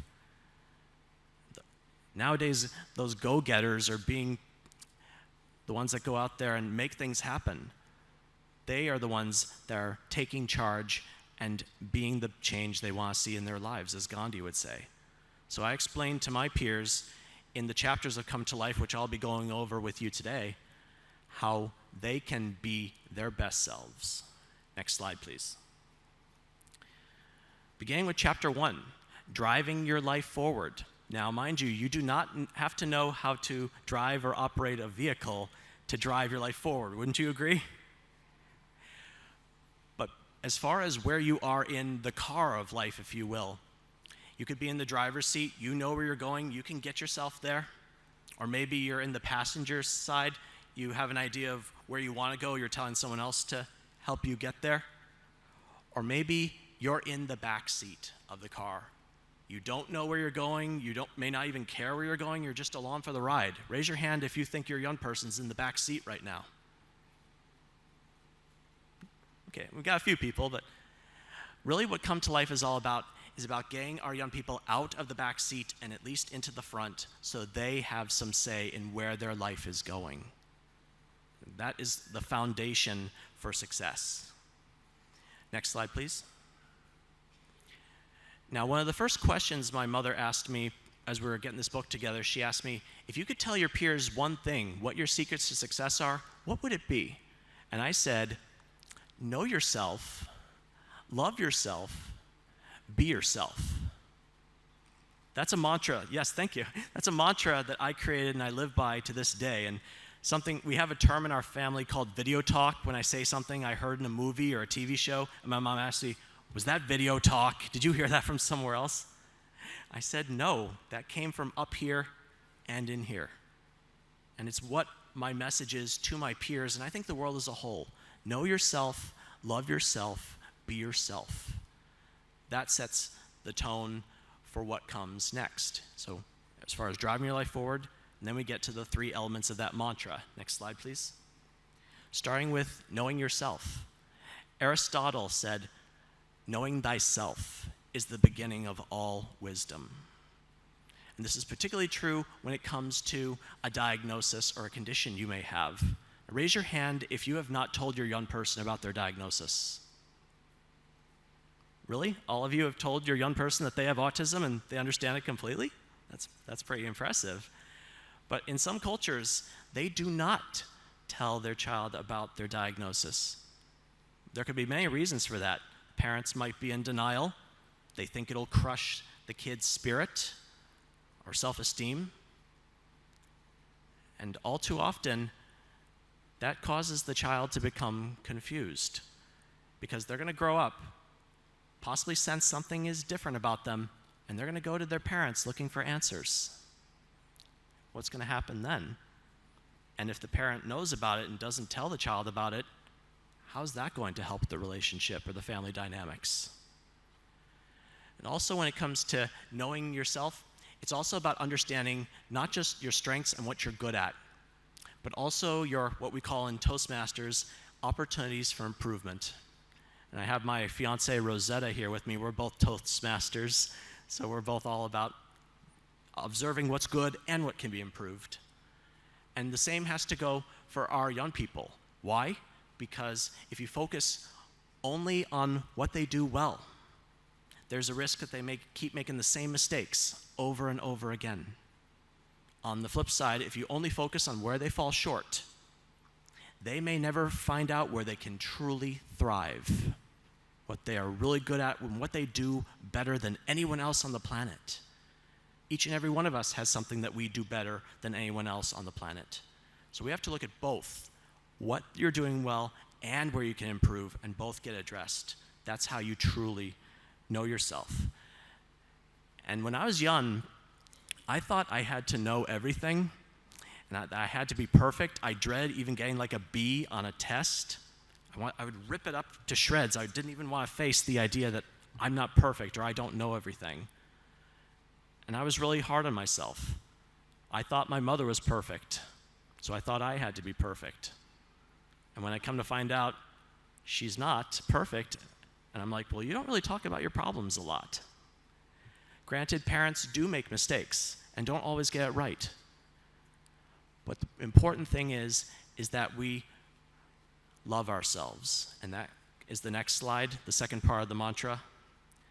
Love yourself. It was RuPaul who said, if you can't love yourself, how can you love someone else? Can I get an amen on that? Yeah, that's more like it. When it comes to your diagnosis, being in denial about it or wishing that things were different, that's just time and energy wasted. And my parents did something for me that really set a tone and made a huge difference in my life. They let me know that they would love me no matter what. I didn't have to change. Yes, thank you. Because this is the life that is going to be. The question is, how is the family going to go with it? And I should note that, figuratively speaking, when there's one person with autism in the family, the entire family has autism, figuratively speaking. So on that note, are you all going to be on a unified front around your young person or people? Not take no for an answer? Find a way? I think that is needed more and more in this world. And I'm very grateful to have had a supportive and loving family that saw the potential in me, wouldn't stop fighting for me, because it helped me see that I'm worth fighting for, and I'm going to start fighting for myself. And I also had to be mindful of who I'm keeping in my life too, because family is with you more or less forever, but when it came to making friends, anybody here ever been told or had someone say to them, I'll be your friend if, or if you do something for me, I'll be your friend? Do you think that's unconditional love, or that's a real friend? And do you think our young people would question that and think something may be up here? So we need to be mindful of the company we keep and also see how we can give back to our community, particularly for those that might have difficulty finding and keeping a job. Community service, volunteering in nonprofit organizations, I did that for a number of years. I still do it to this day, and I make a difference. So being able to give back to your community is another part of loving yourself. And something I had to be mindful of is I grew older and had to weed out those people who maybe not were true friends or wanted me to be something different. That brings me to the third part of the mantra, if you go to the next slide, which is be yourself. It was Coco Chanel who said, beauty begins when you decide to be yourself. And this gets a little bit controversial at times because each and every one of you, I imagine, has some kind of idea or vision as to what your young person's life might be like or look like. The question is that what the young person wants? Is that being who they truly are? Or is their authenticity being jeopardized a little bit? Because, mind you, I wanted to be an accountant. My family supported that. And everyone seems to have these suggestions about how we can be better people on the autism spectrum. But it kind of begs the question, why not just like us for who we are? Yes, we have the option to hear what you have to say, but it should be our decision on what we do with that information. And if, like me, you understand the value of input and how it can help you become your best self, there's being yourself and there's being your best self. That could make a difference too. And a lot of times, I know when I was younger, I wanted to please others. I wanted to not rock the boat. I would kind of take people at their word or think people had my best interest at hand. I was a little too trusting, and that came back to hurt me a few times. So at the end of the day, I decided I'm going to hear what people have to say, but I have the final decision. And they should be willing and able to respect that. Wouldn't you agree? So as we look at our young people and their lives, ask yourself if you're letting them live the life that they want to live. And if they don't know what that is, what kind of life they want to live, maybe they need more guidance on what that is and what kind of options are available to them. Which brings us to the next chapter in Come to Life. Next slide. Finding your niche, or niche, depending on your pronunciation preference. Because a niche is a little hole in the wall where a piece of art or statue fits right in. And each of our young people deserve to find a place where they fit in, where they do well, where they can shine and their talents can be put to good use. Unfortunately, not everyone seems to have all the opportunities to go out there and find out what that niche is. Whether they're staying at home, could be by choice or not. And even in today's virtual world, sometimes going into a virtual chat room or where the action is, that's part of finding your niche. And also understanding that as we grow older, our niches, where we fit in, change over time as well. And speaking of change, it's happening all around us. Like, I'm not the same person I was 5 years ago, 5 months ago, or even 5 minutes ago. So the change is happening all around us, and I think there's a lot of resistance to it, or like you want to fight the elements and not want things to change, everything to be constant, predictable, and unchangeable. But ladies and gentlemen, What if I told you the only constant, predictable, unchangeable part of our lives is change? That is what's going to be happening whether you choose to accept it or not. So with that being said, finding a way to let change or make change work in your favor, find ways to adapt, change, evolve, grow, and see where that can take you. Let's go to the next slide, chapter 6, find your voice. Find your voice, and more importantly, use your voice. Wouldn't you agree? You could find your voice, but if you're not using it, not doing its purpose, right? As I mentioned earlier, accepting that you must be the change you want to see in your life. Now, by a show of hands, in meetings such as IEPs that you may have with your young person, raise your hand if your young person is not present at these meetings about their future. Okay, so a few of you may not have your young person present at meetings about their future. Well, getting back to that car example, not having them present at the meeting, that's like them not even being in the car at all. Wouldn't you agree? It's like taking them, getting them out of the seat that they're in, leaving them on the side of the road, and you driving off without them. And they may or may not have the tools to call an Uber or follow you or catch up or call for help. It's like leaving them in the dust. And parents, you are your child's voice now. Who's going to be your child's voice after you die? A family member? An elected representative? How about the young person themselves? And I want to really make sure that even those who may not or have difficulty speaking, they can still find a way to communicate. Just because someone isn't speaking doesn't mean they don't have something to say. Do you agree? Let's go to the next slide. Now, when it comes to speaking and reading, my mother wrote a book about reading comprehension called Drawing a Blank. This is available on Amazon, and I want to encourage you to have a look at it as far as in connection with further education. How people on the autism spectrum, while they can read the pages or the words on a page, they may not always know what the words mean or understand how it applies to life in general, or maybe a lesson to be taught. So that's something to be mindful about as you look at your children, your young people, looking to read, and more importantly, understanding what they read. Because that is a large part of being a productive member of society and understanding how they can better themselves as a whole. And let's go to the next slide. I'm starting to wrap up a little bit here.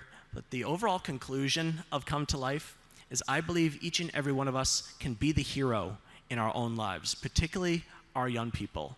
They have struggles, they have failures, but there are also successes and triumphs. And isn't that part of what being a hero is about?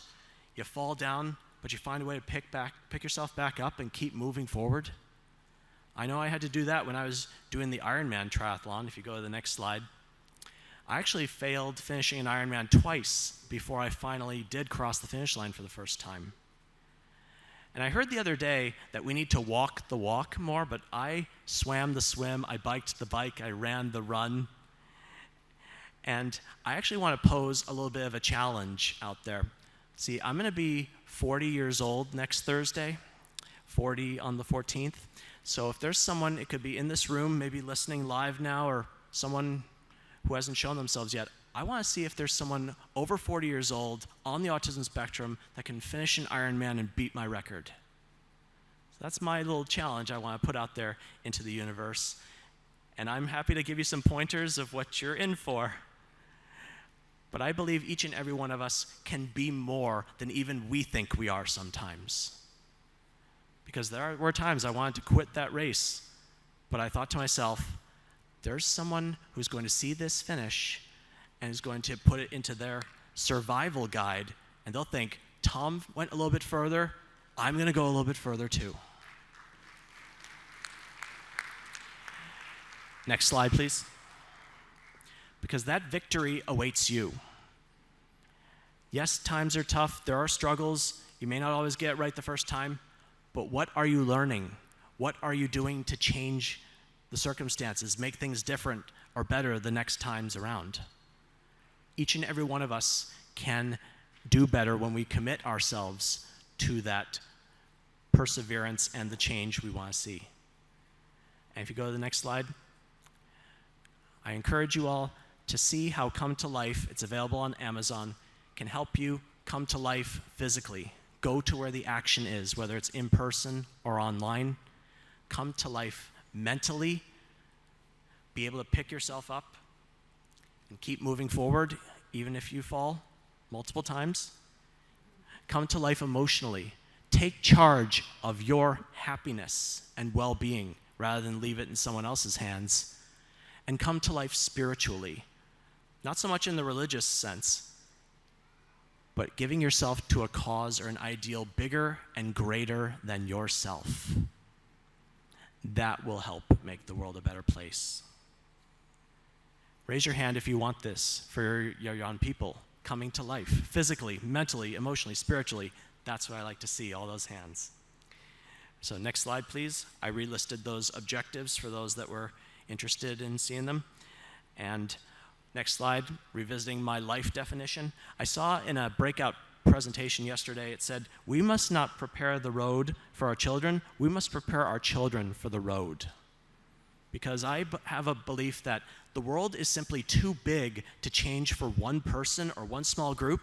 But look what we have here. One person, one small group can change the world.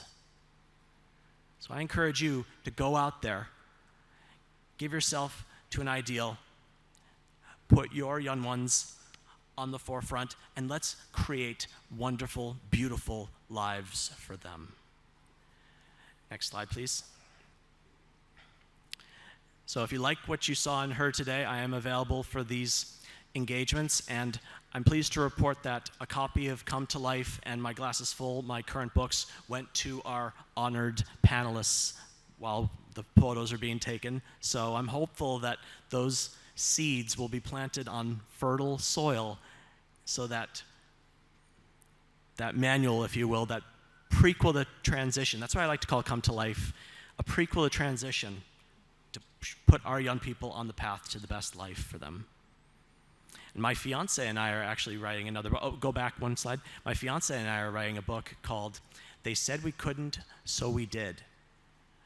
Making relationships work when the odds are against you. Because I do believe we have a story to tell. Our struggles, our successes are going to help see that people on the autism spectrum can and do get married and have relationships that last a lifetime. Raise your hand if you want that for your young person. All right. All right, and that brings me to the end of my presentation with the last slide here. Time and protocol permitting, I believe we have time for questions, if anybody has some. Thank you for your attention.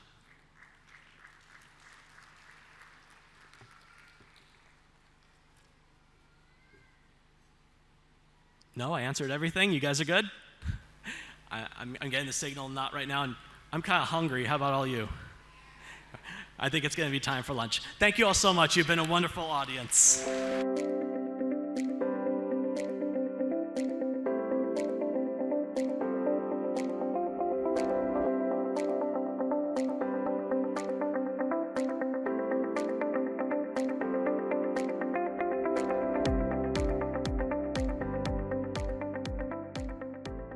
Thank you so much for watching the plenary session of ICAN Tanzania 2023 presented by Autism Connect. So to give you a brief about Autism Connect is an association of parents and professionals formed to disseminate scientifically validated information about therapies and treatments for autism.